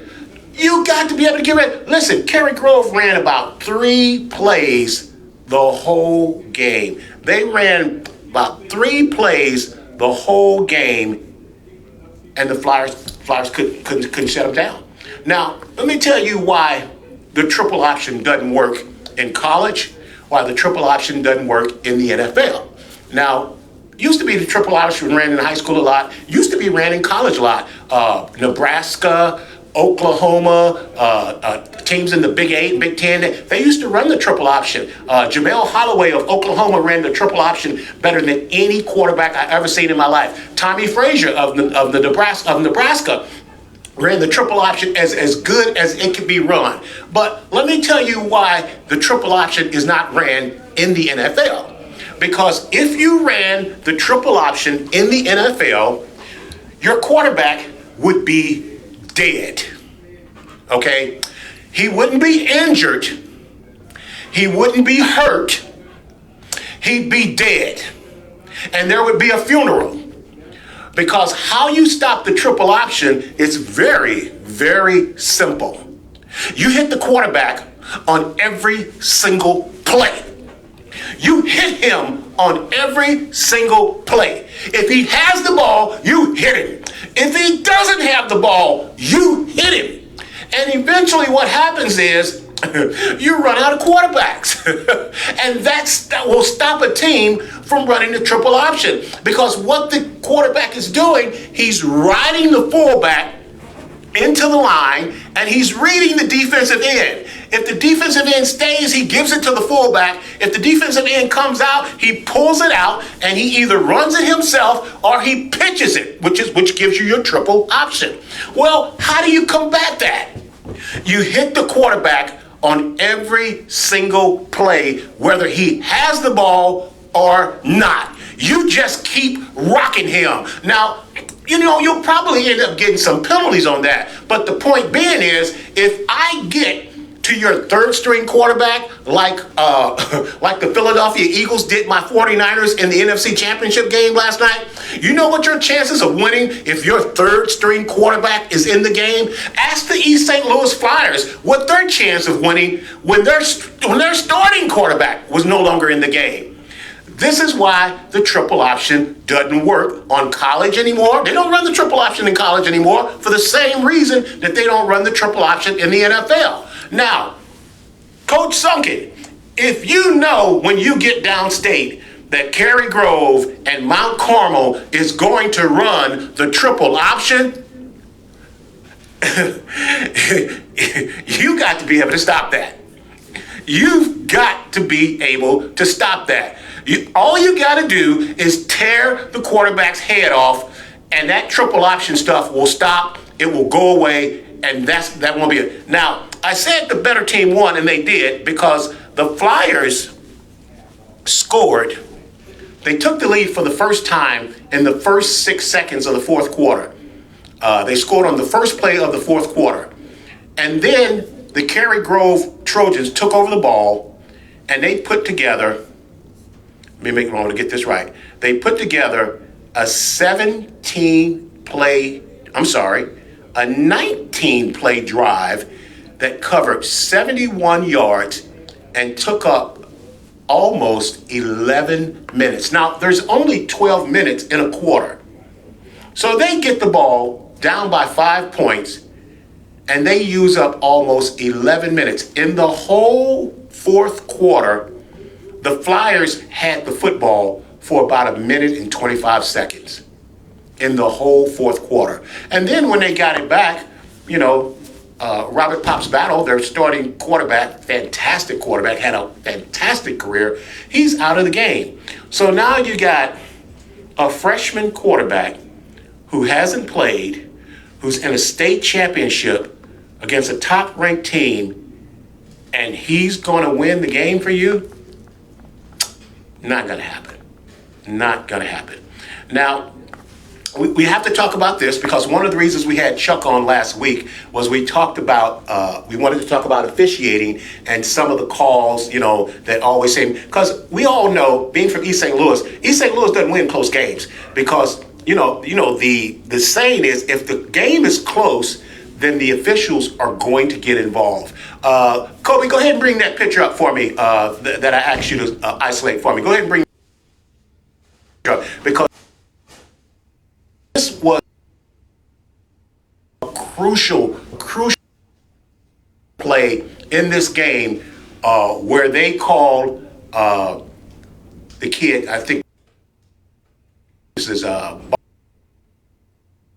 Rico Bond. As you see, he's on the 4 or 5 yard line. In high school and college, all you have is 1 foot in bounds for the pass to be complete. And this was a critical play. And the referees vehemently waved it off and said the kid was out of bounds. As you can see from this photo, I don't know if Kobe can blow that up, but if you can see from this photo, the kid was clearly in bounds. If the Flyers get this ball on the 5 yard line, we're talking about an 11th state championship. That's all to be said. We're talking about an 11th state championship if this call is made right. There were other calls during the game. fourth down, and the referees were moving the ball on measurements, and I just thought that was ridiculous. But listen, by no means am I insinuating that our East St. Louis Flyers was cheated. Not. This play here where this kid's foot in bounds, that's a judgment call, okay? So the referee is human. He missed it. We can clearly see that Rico Bond is inbounds, and this is a completed pass and would definitely have changed the outcome of this game. But it's a judgment call. The referee missed it. The moving of the ball, they missed it. But here's where I want to impress upon you that the better team won. And all I need to do is take you back to a 19-play drive that covered 71 yards and took up almost 11 minutes of a 12-minute quarter. Now, we said that Robert Pops Battle got injured, and that was a key injury for the Flyers. But I think probably the most key injuries was to their linebackers, because the Flyers obviously couldn't get off the field. You can't let a team put together a 19-play drive. Are you kidding me? A 19-play drive? That's ridiculous. What that says is, I wanted more than you. I wanted more than you. And this is what's great about football, because like I said, football is blocking, tackling, running the ball on you, and stopping the other team from running on you. And this was smash mouth football. And that's why I said the Cary Grove Trojans put me in remembrance of the 1972 Miami Dolphins, because they just smashed them. They absolutely smashed. They rammed it down their throat, and they said, this is what we're going to do. We're telling you up front. We're not trying to hide it. We're coming right after you. And if you stop us, then you win. But if you don't stop us, you lose. And the Flyers couldn't stop them. And that's why I say the better team won. So I don't want to hear they blew the call on Rico Bond. He was inbound. Yes, he was inbounds. I don't want to hear the bad measurements for the fourth down. I don't want to hear that. 19 plays, 71 yards, almost 11 minutes. What that tells me is the better team won, and that's it. So we're just going to say congratulations to the Cary Grove Trojans. And hey, man, congratulations to the Eastside Flyers, man. Look, man, that's 4 state championship games they've been in a row. Man, we need to take our hats off and applaud our young men from East St. Louis, because this is a fantastic accomplishment to Coach Darren Sunken and his whole staff. Okay, so they've got nothing to hang their head about. It's another great campaign for the Flyers. I think this year's team, an excellent team. I think they rode Pop's Battle. To have a 4-year starter like him, he was a superior quarterback. And you lose that guy, it's going to hurt you. It's going to hurt you, and it did hurt. But hey, on this day, the better team won. So we just want to tip our hats to the Cary Grove Trojans. Alrighty. Hey, man, we had so much great football, man. Let's move on to the college game. The big game, the Ohio State Buckeyes versus the Michigan Wolverines. Let's roll that. The Ohio State Buckeyes lose their 3rd consecutive time to Michigan in a 30-24 defeat at the Big House in Ann Arbor. It's the first time since 1995, 1996, and 1997 that the Wolverines have beaten the Buckeyes in 3 consecutive years. Man, this is the only game on the schedule that matters in Michigan. This is the only game on the schedule that matters in Ohio State. So for Ohio State and Coach Ryan Day to have lost 3 in a row, this is absolutely devastating for the state of Ohio and the Buckeyes, the whole state. One of my neighbors, Paulie's from Ohio, and he's a huge Buckeye fan. And I see Paulie daily walking, and Paulie told me earlier. He says, "Hey, I'm a little bit concerned about this Michigan team this year. I think they might just be better than us." And I think that's the bottom line. The better team won. Just like we got through talking about what Terry Grove did to the St. Louis Flyers. If we could go back a week ago, the Michigan Wolverines ran the ball 32 straight times in the second half against Penn State, and they smashed Penn State. So, you know, like I said, you know, football is not that complicated of a game, man. Football is won on the offensive line and the defensive line. It's those big uglies, man. If your big uglies are bigger and stronger and better than my big uglies, then your team's gonna win. If I can push you back and stop you from pushing me, I'm going to win the game. And I think that's what we saw here with the Michigan Wolverines over the Ohio State Buckeyes. Now, the salt in the wound is, whether you're from Ohio State or whether you're from Michigan, you can't afford to lose this game 3 years in a row. You just can't. But and without your head coach, Harbaugh. Now, but if you can remember, if I can just take you back, Harbaugh lost his first 5 games against Ohio State Buckeyes. Okay, so, you know, sometimes it just goes in trends. Sometimes it just goes in trends. Nat Wood says that you beat aggressive, undisciplined teams with the triple option and reverses. That is correct, Nate. And like I was saying, if your defensive end does his job, those reverses should never, ever work. And I'm getting off the subject, but number 17 for the Flyers, I saw him get trapped inside too many times in that game.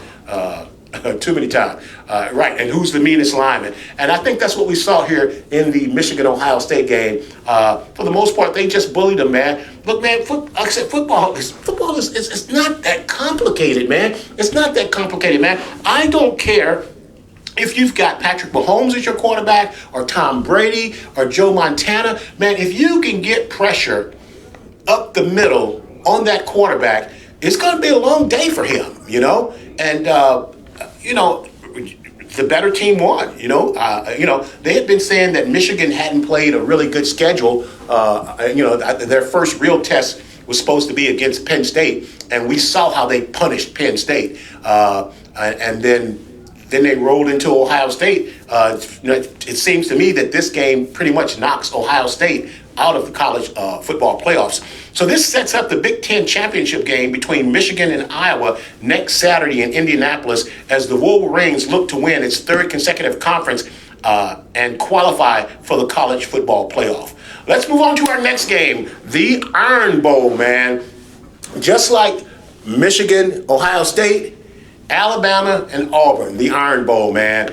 Alabama and Auburn, what a finish. Let's see if we can get those up, Cope. Jalen Milroe and Isaiah Bond rescued number 8 Alabama's playoff hopes, connecting for a last-minute touchdown on 4th and goal from the 31 to beat Auburn 27-24 on Saturday. Man, what a game, man. Man, between Thanksgiving, Friday's Black Friday game, and then rolling into Saturday with the college football and the high school football, man, this was a smorgasbord of football this week, man. And the Iron Bowl is just as big as the Michigan Ohio State game. But man, Jalen Milroe and Isaiah Bond, man, they bailed them out pretty much on the last play on 4th and goal with the win. What a football game, man. This is just, it's just so exciting, man. It was just fantastic, man. If you a football junkie, you OD'd over the weekend. If you didn't get your fix of football this week, boys, shame on you. Because, man, there was some good football being played all across the country on the high school level, the college level, and the NFL as well. So this sets us up now. Alabama's hopes are barely alive. Alabama has to beat Georgia, which I don't think they'll do. But it's very, very interesting, because if Alabama beats Georgia, and unlike Ohio State, if Georgia loses a game to Alabama, I think Georgia is still going to be in the college football playoff. So Michigan should get by Iowa next Saturday. That puts Michigan in. Georgia's going to be in whether they win or lose. If Alabama beats Georgia, then you got to put Alabama in. And that only leaves one spot open, and it looks like Florida State may be the team left out because we've got one of those West Coast teams I think is going to come in and fill that fourth spot. But it's going to be very, very interesting once we get through championship week next Saturday. It'll be ironclad. I think we'll pretty much know who we're going to have in the college football Final Four. Hey, man, let's take a break, pay the bills, and then we'll be right back, and we're going to be talking NFL. We're going to get into NFL Week 12, and then we'll get to our picks of Week 13. So let's take a break, and we'll be right back.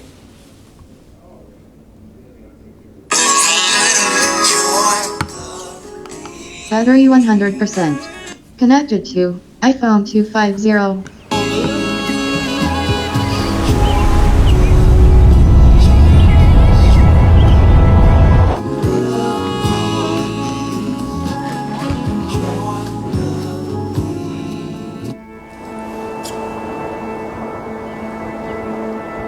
Sheltered by the Sea of Cortez, Danzante Bay is a pure and peaceful oasis, an uncrowded retreat where your options are as vast as your views. If you're seeking a vacation that defines luxury and the true relaxation, look no further than Villa del Palma at the islands of Loreto.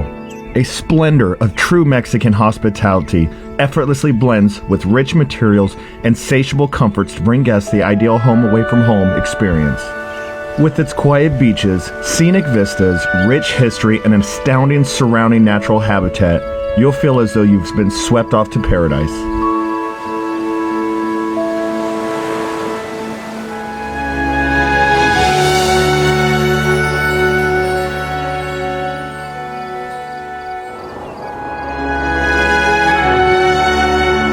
Not to be outdone, Reese Jones has crafted TPC Danzante Bay, a brilliant, multi-themed 18-hole golf course that runs over and through valleys, arroyos, dunes, and foothills. From every angle, striking images of the islands of Loreto and the surrounding mountain range take your breath away, while the challenging yet rewarding Baja Golf Course beckons you to return for more. It is an honor and my pleasure to welcome you to the world's most beautiful sunset and so much more.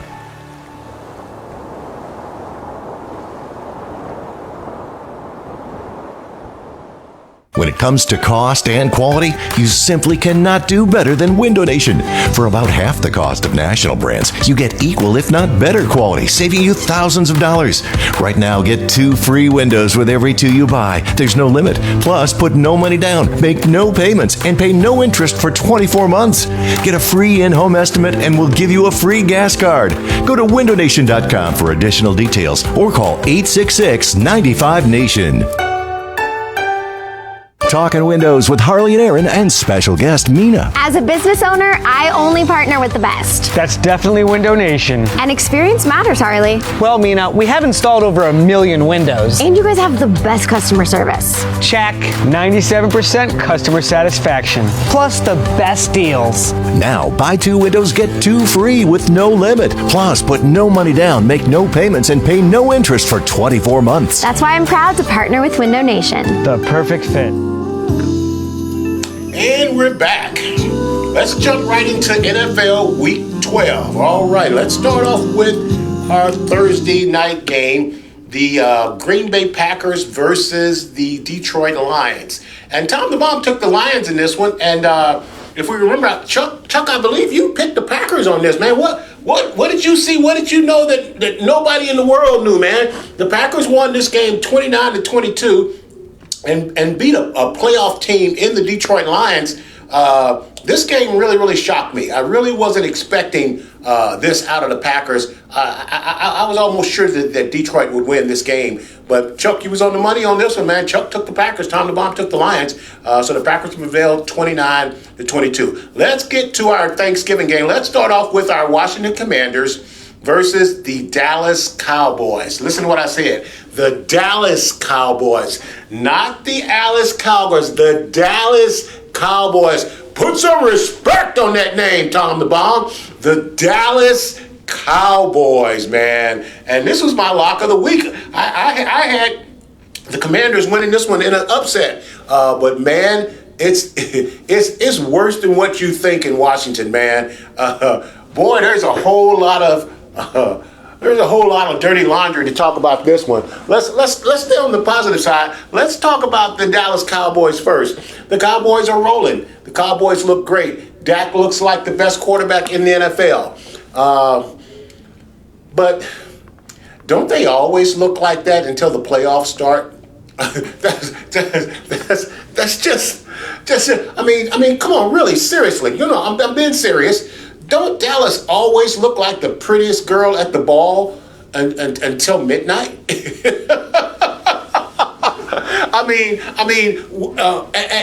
the strike of midnight, don't the carriage turn back into a pumpkin? and the beautiful glass slippers turn into house shoes? Hey, man, they look good, man. At the beginning of the season, Tom the Bomb predicted that the Dallas Cowboys would be 12-4. I see them being right on mark for that, man, which is not going to be good enough to win their division, but they'll be the top wild card team, and that sets them up for a playoff game. And for all you Dallas fans out there, I just need you to win a playoff game, man. It's becoming so evident to me that people don't hate the Dallas Cowboys. They hate the Dallas Cowboy fans. I mean, really, because I just keep hearing these things from these fans, and I just can't believe how delusional they are. If I can compare it to anything, it's almost like they're Trump followers, okay? The same kind of delusion that Trump supporters have, it seems to be that same kind of way for Dallas Cowboy fans. Now, I hate to say that. I hate to generalize the whole fan base, man. But, man, I don't understand it, how they just think that this is the best thing since sliced bread. They always look good. I love Dak. You know, they always look good. CeeDee Lamb is one of the top receivers in the NFL. I love Tony Pollard. Man, the offensive line is getting healthy. Man, this team in Dallas is going to be somebody to be reckoned with. But you got to win in the playoffs.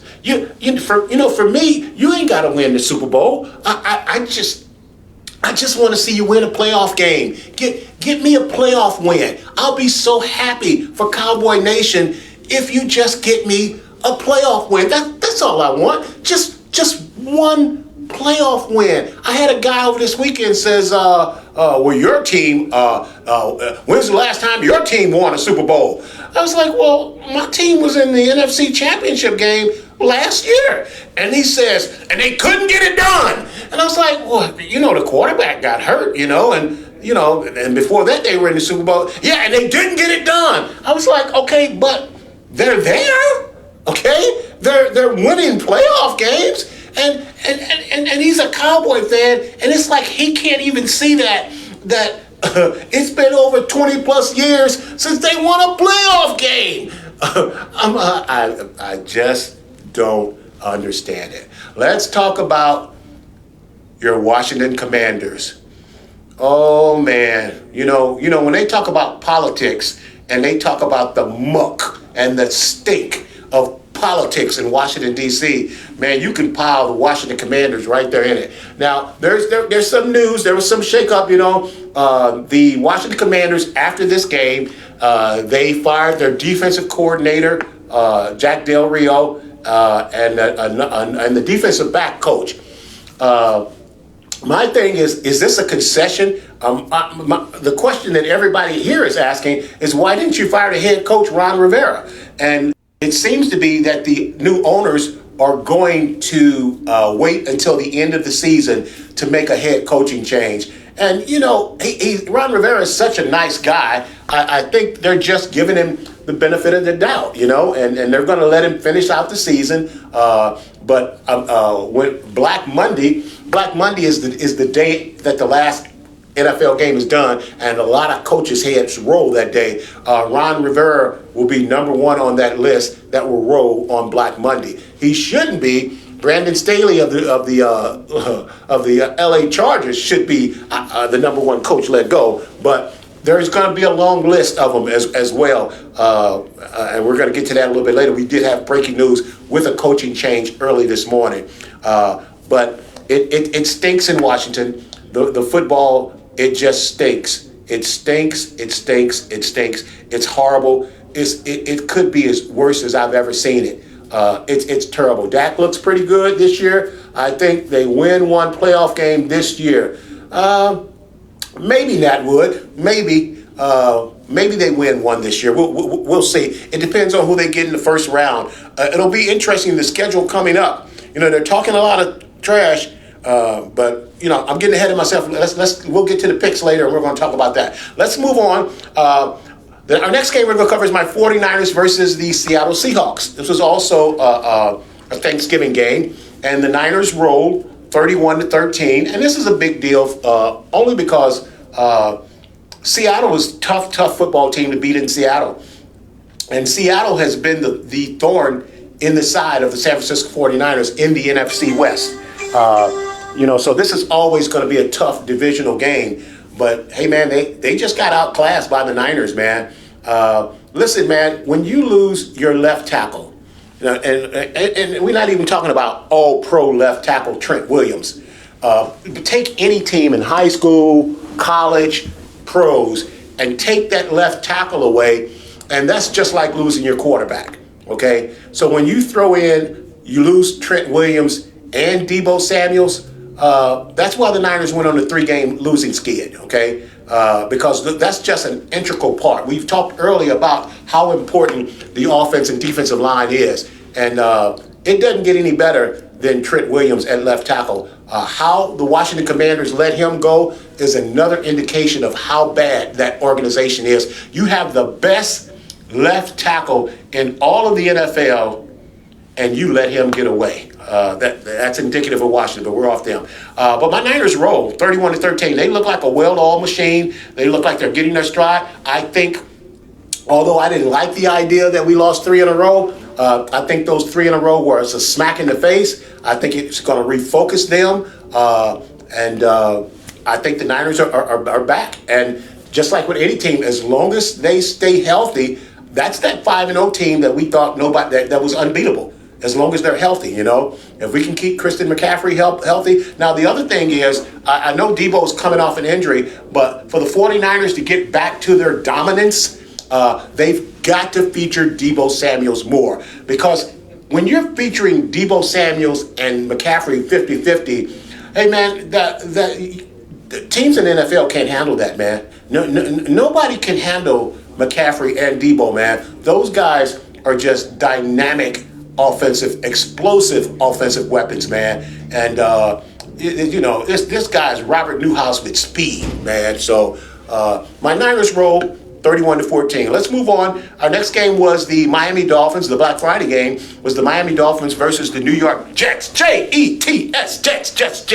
The Dolphins rolled 34-13. Wasn't a contest. There's no football being played in New York anywhere this year. The Dolphins dominated this game, and hey, we just going to move on. They dominated. Our next game was the Tampa Bay Buccaneers versus the Indianapolis Colts, and I knew this was going to be a good game. Tom DeBomb took the Colts, and the Colts prevailed 27-20. I picked the Bucs to have 5 wins when the season started, and I think they may surprise me, and they may get their 6th win. Okay, but the Colts are surprisingly much better than what I thought they were going to be. Well, now they have Jonathan Taylor back. That's turning into a decent football team in Indianapolis, and they prevail 20-17.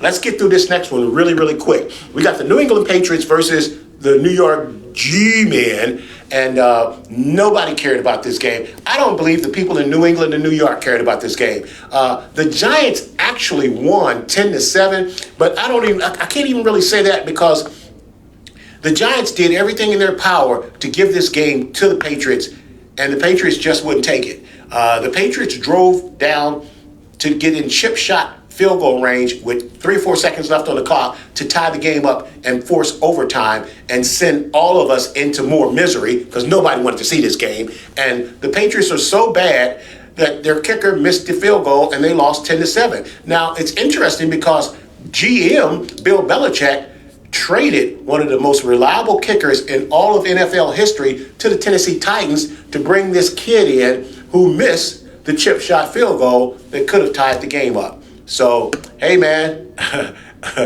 hey, it seems like Bill Belichick has sown for some things, and the chickens are coming home to roost. I'm going to leave that at that. Our next game was the Pittsburgh Steelers versus the Cincinnati Bengals. And I want to talk about this one just from the standpoint of the people in Pittsburgh still don't seem to be happy with their coach. And I think I've said this before. The people in Washington would love to have your coach. They would love to have your coach. All this guy has done is win. He's never lost. He's never had a losing season. And he's got a team that nobody expected anything from, and this team is close to being in first place in the division. This team is possibly going to be a playoff team, and they're still not happy with Mike Tomlin. Somebody explain this to me. Explain it to me like I'm a 2-year-old. I don't understand what the people in Pittsburgh are unhappy about with Mike Tomlin.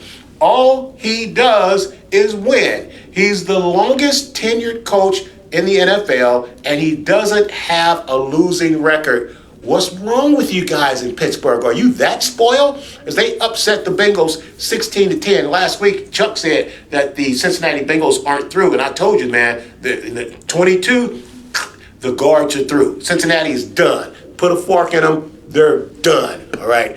Our next game was the Carolina Panthers versus the Tennessee Titans. And we're going to spend just a little bit of time with this one. The Panthers prevailed 17-10. I don't know how, because they still have a plan in action where they're purposely, on purpose and with a purpose, holding Derrick Henry down so he doesn't reach certain aspects of his stats so he can get paid bonus, because in actuality, the Tennessee Titans really want to get rid of Derrick Henry, but yet they're refusing to trade him. Man, if you send Derrick Henry to the Dallas Cowboys, oh my goodness, I'm talking lions and tigers and bears. Oh my. Derrick Henry and Tony Pollard, lions and tigers and bears. Oh my. Woo, Mufasa. Say it again. It's the name of it. Woo, Mufasa.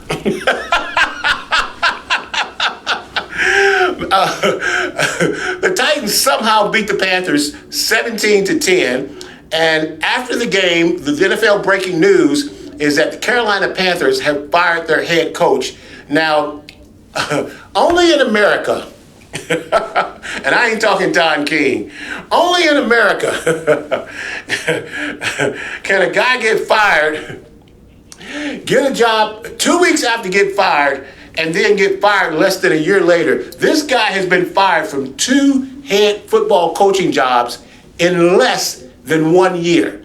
This is the definition of a retread, where the NFL keeps hiring the same white coaches over and over and over. Tom LeBron, did you just say that on the air? Yeah!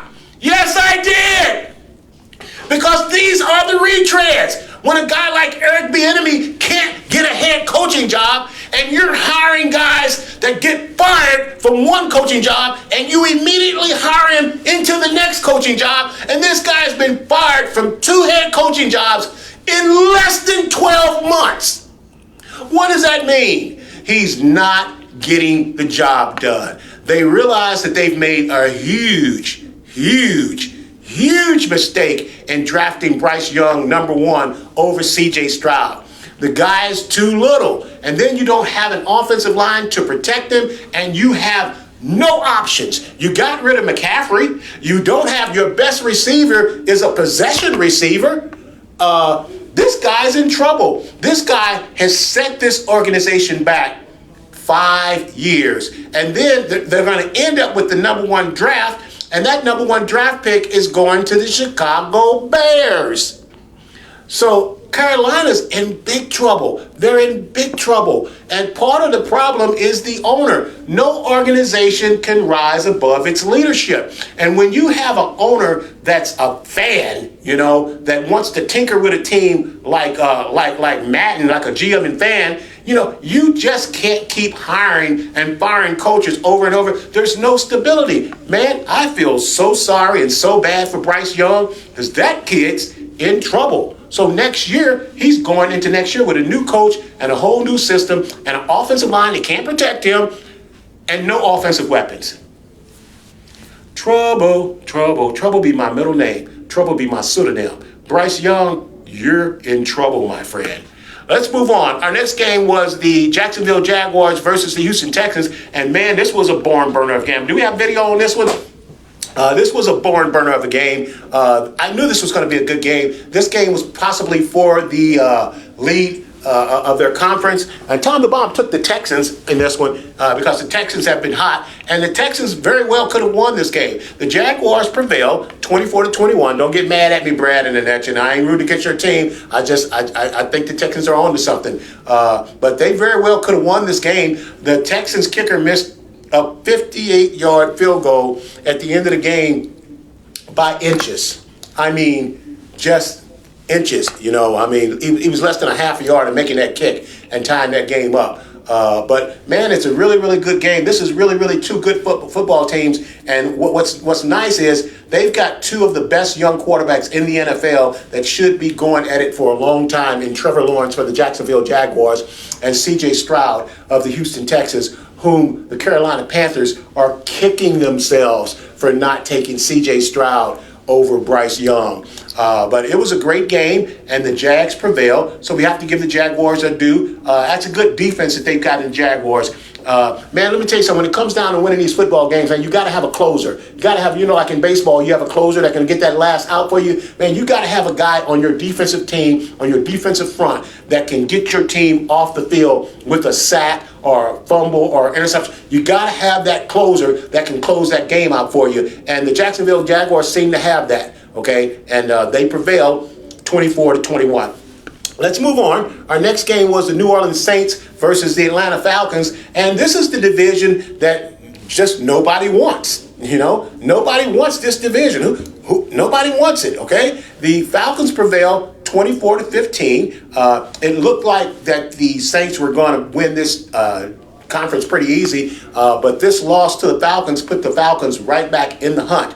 And it's very interesting. Man, it's literally a coin flip. Tom the Bomb cannot tell you who's going to win this division because they're all bad, they really are.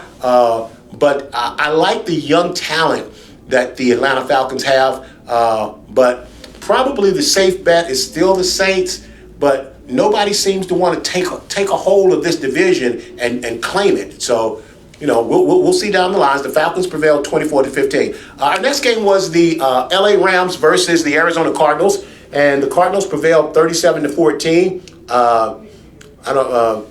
It's another one of those games that nobody really cared. They didn't. Sometimes you just got to play the schedule out, and that's just what it is. These are two bad football teams, the Rams and the Cardinals, and they're both playing for draft picks. They're both playing for Caleb Williams, the quarterback, along with a lot of other teams. But so the game just didn't matter. Now let's get to a game that did matter. It was a good game. The Cleveland Browns versus the Denver Broncos. Let's see if we got video on this one. This was a good football game. I knew it was going to be a good football game. Man, now, if we can just go back to the week 3 or 4, if you can remember, the Miami Dolphins scored 70 points on the Denver Broncos defense. Now, we know Cleveland has a great defense, but over the last 4 weeks, no defense is playing better than the Denver Broncos.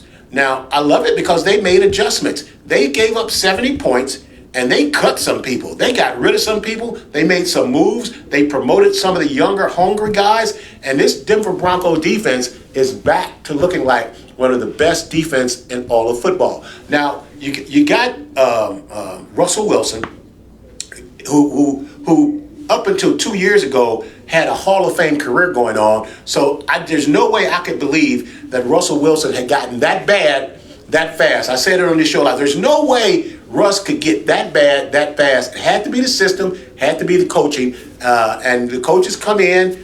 He's instituted the offense that he had in the Saints that Drew Brees ran to perfection.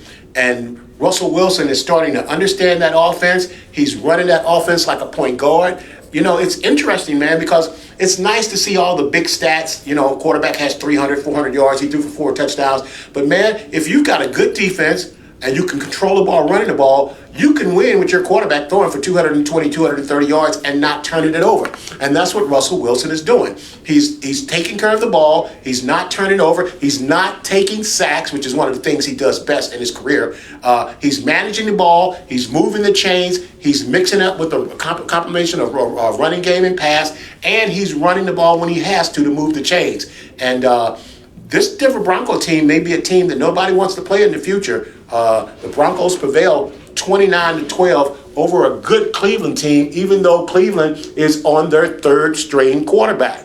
But even with that being said, I think Cleveland is still in the hunt. We talked about what happens when your third string quarterback is coming in to play. And I think that's what Cleveland ran into. But, hey, I give more credit. I think the Broncos won this game more than Denver lost this game. All righty, let's get to our next game. We got the Kansas City Chiefs, Mother Wiggs Kansas City Chiefs versus the Las Vegas Raiders. And the Chiefs won this game 31-17. And this game looks like a blowout, but I'm here to tell you it was not. I was really proud of the way Antonio Pierce has the Raiders playing. Man, they played Kansas City hard. They played Kansas City tough.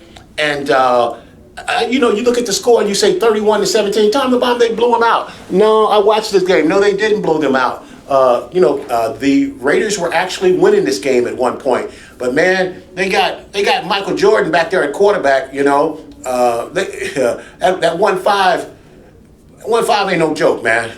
1-5 ain't no joke, man. 1-5 beat the Eagles last week, and his receivers let him down. 1-5 ain't no joke, okay?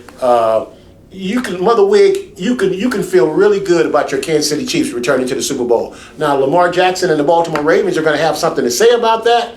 But as far as I can see, that's the only team in the AFC that has something to say about it, because it's surely not the Buffalo Bills, which we're getting ready to talk about right now. Let's go to the game of the day, the Buffalo Bills versus the Philadelphia Eagles. And this was for sure the game of the week. Man, Nat Wood said the NFL is getting smart. Last week we had the Kansas City Chiefs versus the Philadelphia Eagles. This week we got the Buffalo Bills versus the Philadelphia Eagles. And next week we got the game of the year and my San Francisco 49ers versus the Philadelphia Eagles. We're going to talk about that in just a second, but let's stick with Buffalo and the Eagles. Let's run video on this one. I'm hoping we got video on this one, okay? The Buffalo Bills lost to the Philadelphia Eagles 37-34. Let me just say this. If your team puts up 34 points, you're supposed to win the football game. Do we have video on the Bills and the Eagles? Let's see. You put up 34 points, you've got to win this game. Listen, Buffalo had over 500 yards of offense. They won the turnover game against the Eagles. They converted 12 of 19 third down conversions, which is unheard of in the NFL.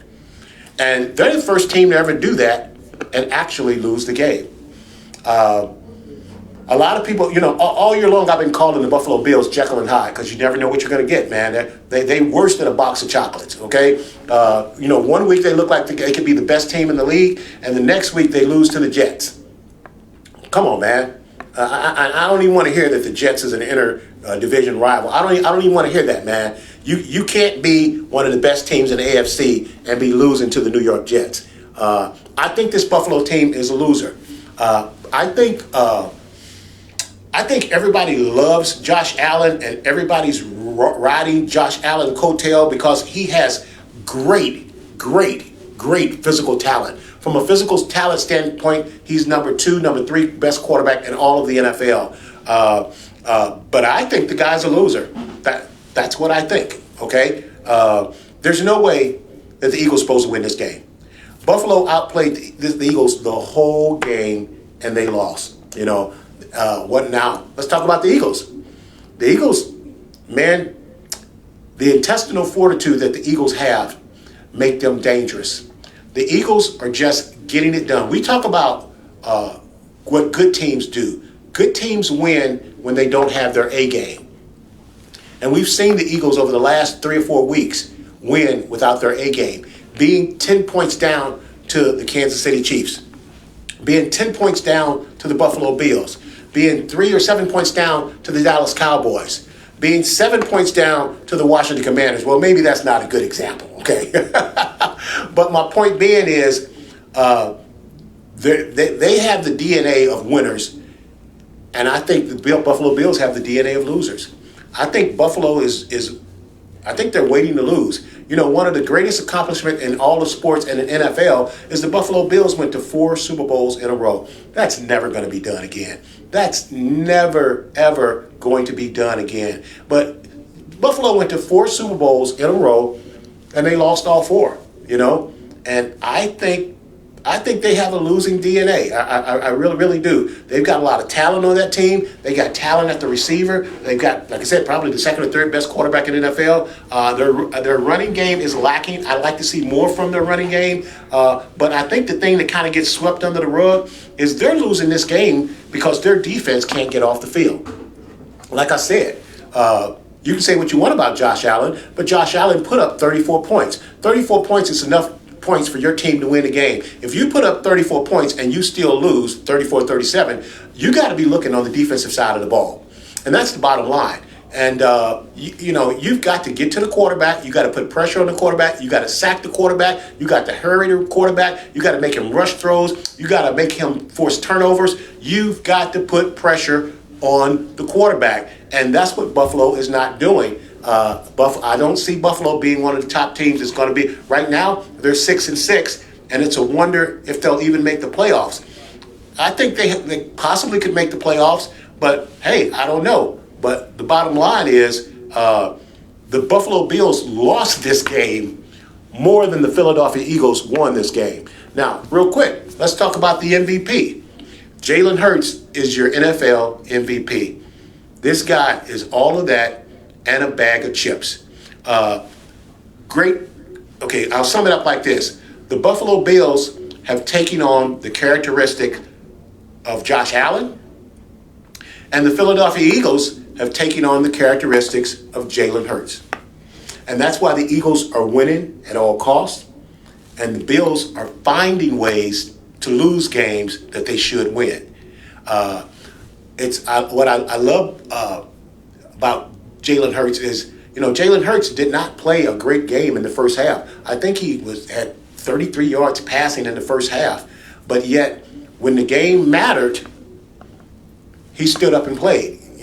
He made the plays to win the game. He threw 3 touchdowns. He rushed for 2. He bought time. The long. And can somebody explain to me?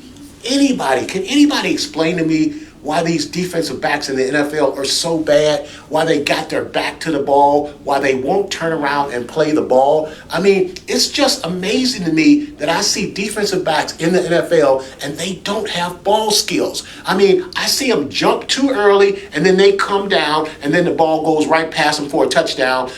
They won't turn back and look for the ball. They won't play the ball. Why do these guys don't have ball skills in the NFL? It's just absolutely amazing to me. Now, Deron Bland just set an NFL record with 5 pick six in one season. This kid has tremendous ball skills.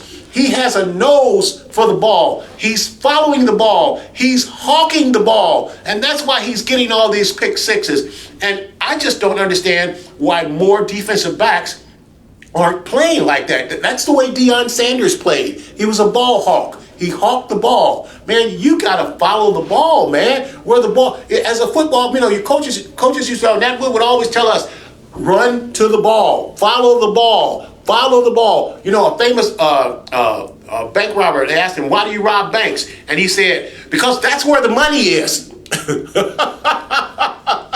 Well, as a football player, you have to follow the ball, okay? You got to run to the ball, even if you're away from the play, because things happen, okay? And it just amazes me the lack of ball skills that I see from NFL defensive backs, cornerbacks, and safeties. But yet and still, you turn around and see a guy like Deron Bland, who has 5 pick six in one season.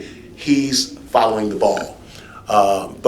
So the Eagles prevail, 37-34 over the Bills. Let's get to our last game, the Baltimore Ravens versus the Los Angeles Chargers. And the Ravens won this game 20-10. I think the Ravens, I kind of like what I'm seeing from the Ravens because I don't know if we have highlights of that. They seem to be, even though they had a loss recently, they seem to be progressively getting better. I see them peaking at the right time. I like the fact that they're keeping the reins back on Lamar Jackson because I think he's the only guy that has a real chance to beat Patrick Mahomes in an AFC championship game. And the reason I think he could beat Patrick Mahomes, because you guys know I'm always complaining about how much running Lamar Jackson does, that he runs the ball more than his running backs. Well, if we get to the AFC championship game or the Super Bowl, you can turn Lamar Jackson loose. You can say, hey man, you can run as much as you want because there is no tomorrow. There is no tomorrow. There is no tomorrow. Turn him loose. And if he gets to that AFC championship game against the Mother Wigs, Kansas City Chiefs, and Patrick Mahomes, they can turn Lamar Jackson loose. And just like Patrick Mahomes is a catalyst that gets you over the top, Lamar Jackson can be that same kind of player for the Baltimore Ravens. So I see this kind of, it's starting to set up right now that we're possibly going to be looking at a Baltimore Raven and a Kansas City Chiefs AFC championship matchup. And if we get to that point, it's a coin flip because Kansas City has some weaknesses. We know that Kansas City is suffering with the receivers. Other than Travis Kelce, Patrick doesn't have anybody he can really trust other than other than Kelce. He didn't have anybody he can trust. So the Ravens prevail over this 20-10. Let's get to our next week's game. Let's start off with tonight's Monday night game. We got Chuck's Chicago Bears versus the Minnesota Vikings. Tom the Bomb's going to take the Vikings in this one. This is tonight at 8:15 p.m. on ESPN. Tom the Bomb is taking the Vikings versus the Bears. And let's get to Week 13. Let's get to our picks because we got a lot of good games. Let's roll through this. All righty. So we got a Thursday night game, which is going to be the 30th, 8:15 p.m. We got the Seattle Seahawks versus the Dallas Cowboys. And Tom the Bomb is going to take the Seattle Seahawks in this game because as good as Dallas looks, they haven't beaten anybody that has a record over 500.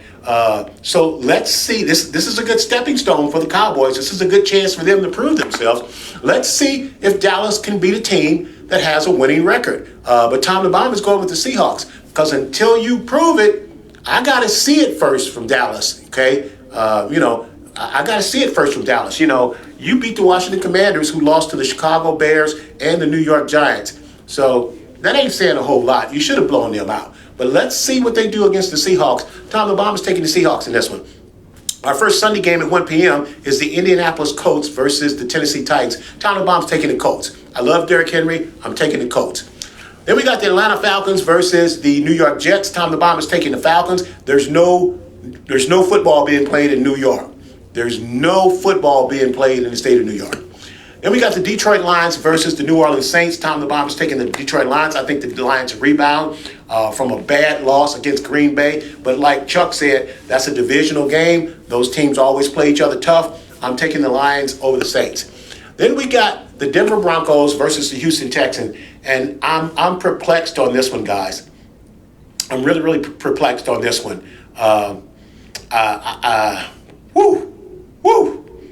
I really did. This is a coin flip for me.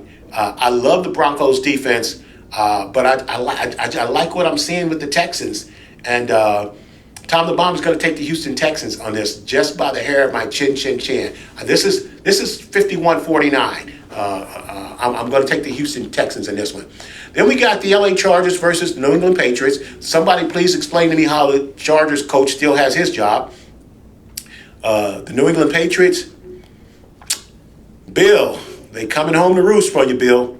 I'm reluctantly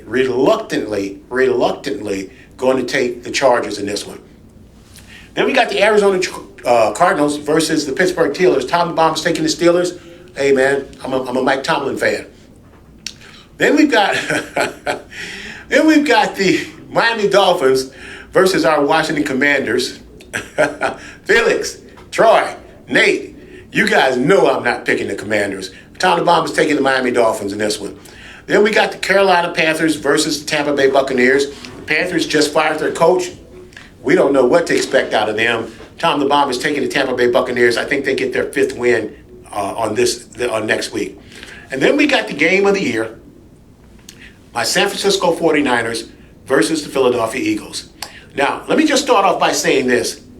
I think the Philadelphia Eagles are the best team in the NFL. I do. Tom the Bomb is taking the 49ers in this game because I think the 49ers have a high-powered offense where they're going to give the Eagles trouble, but their defense is much, much better than what we saw out of the Buffalo Bills.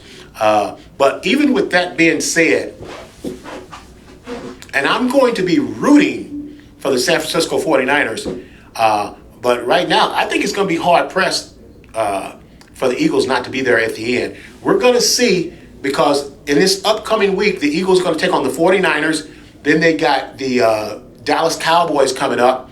And then they got another really, really tough game after that. So in the next 3 weeks, we're going to know everything we need to know about the Philadelphia Eagles. But they have the MVP in Jalen Hurts. And I'm just so impressed with Jalen Hurts. But I think the Eagles get their second loss of the year against my San Francisco 49ers. Trent Williams is back. Deebo Samuels is back.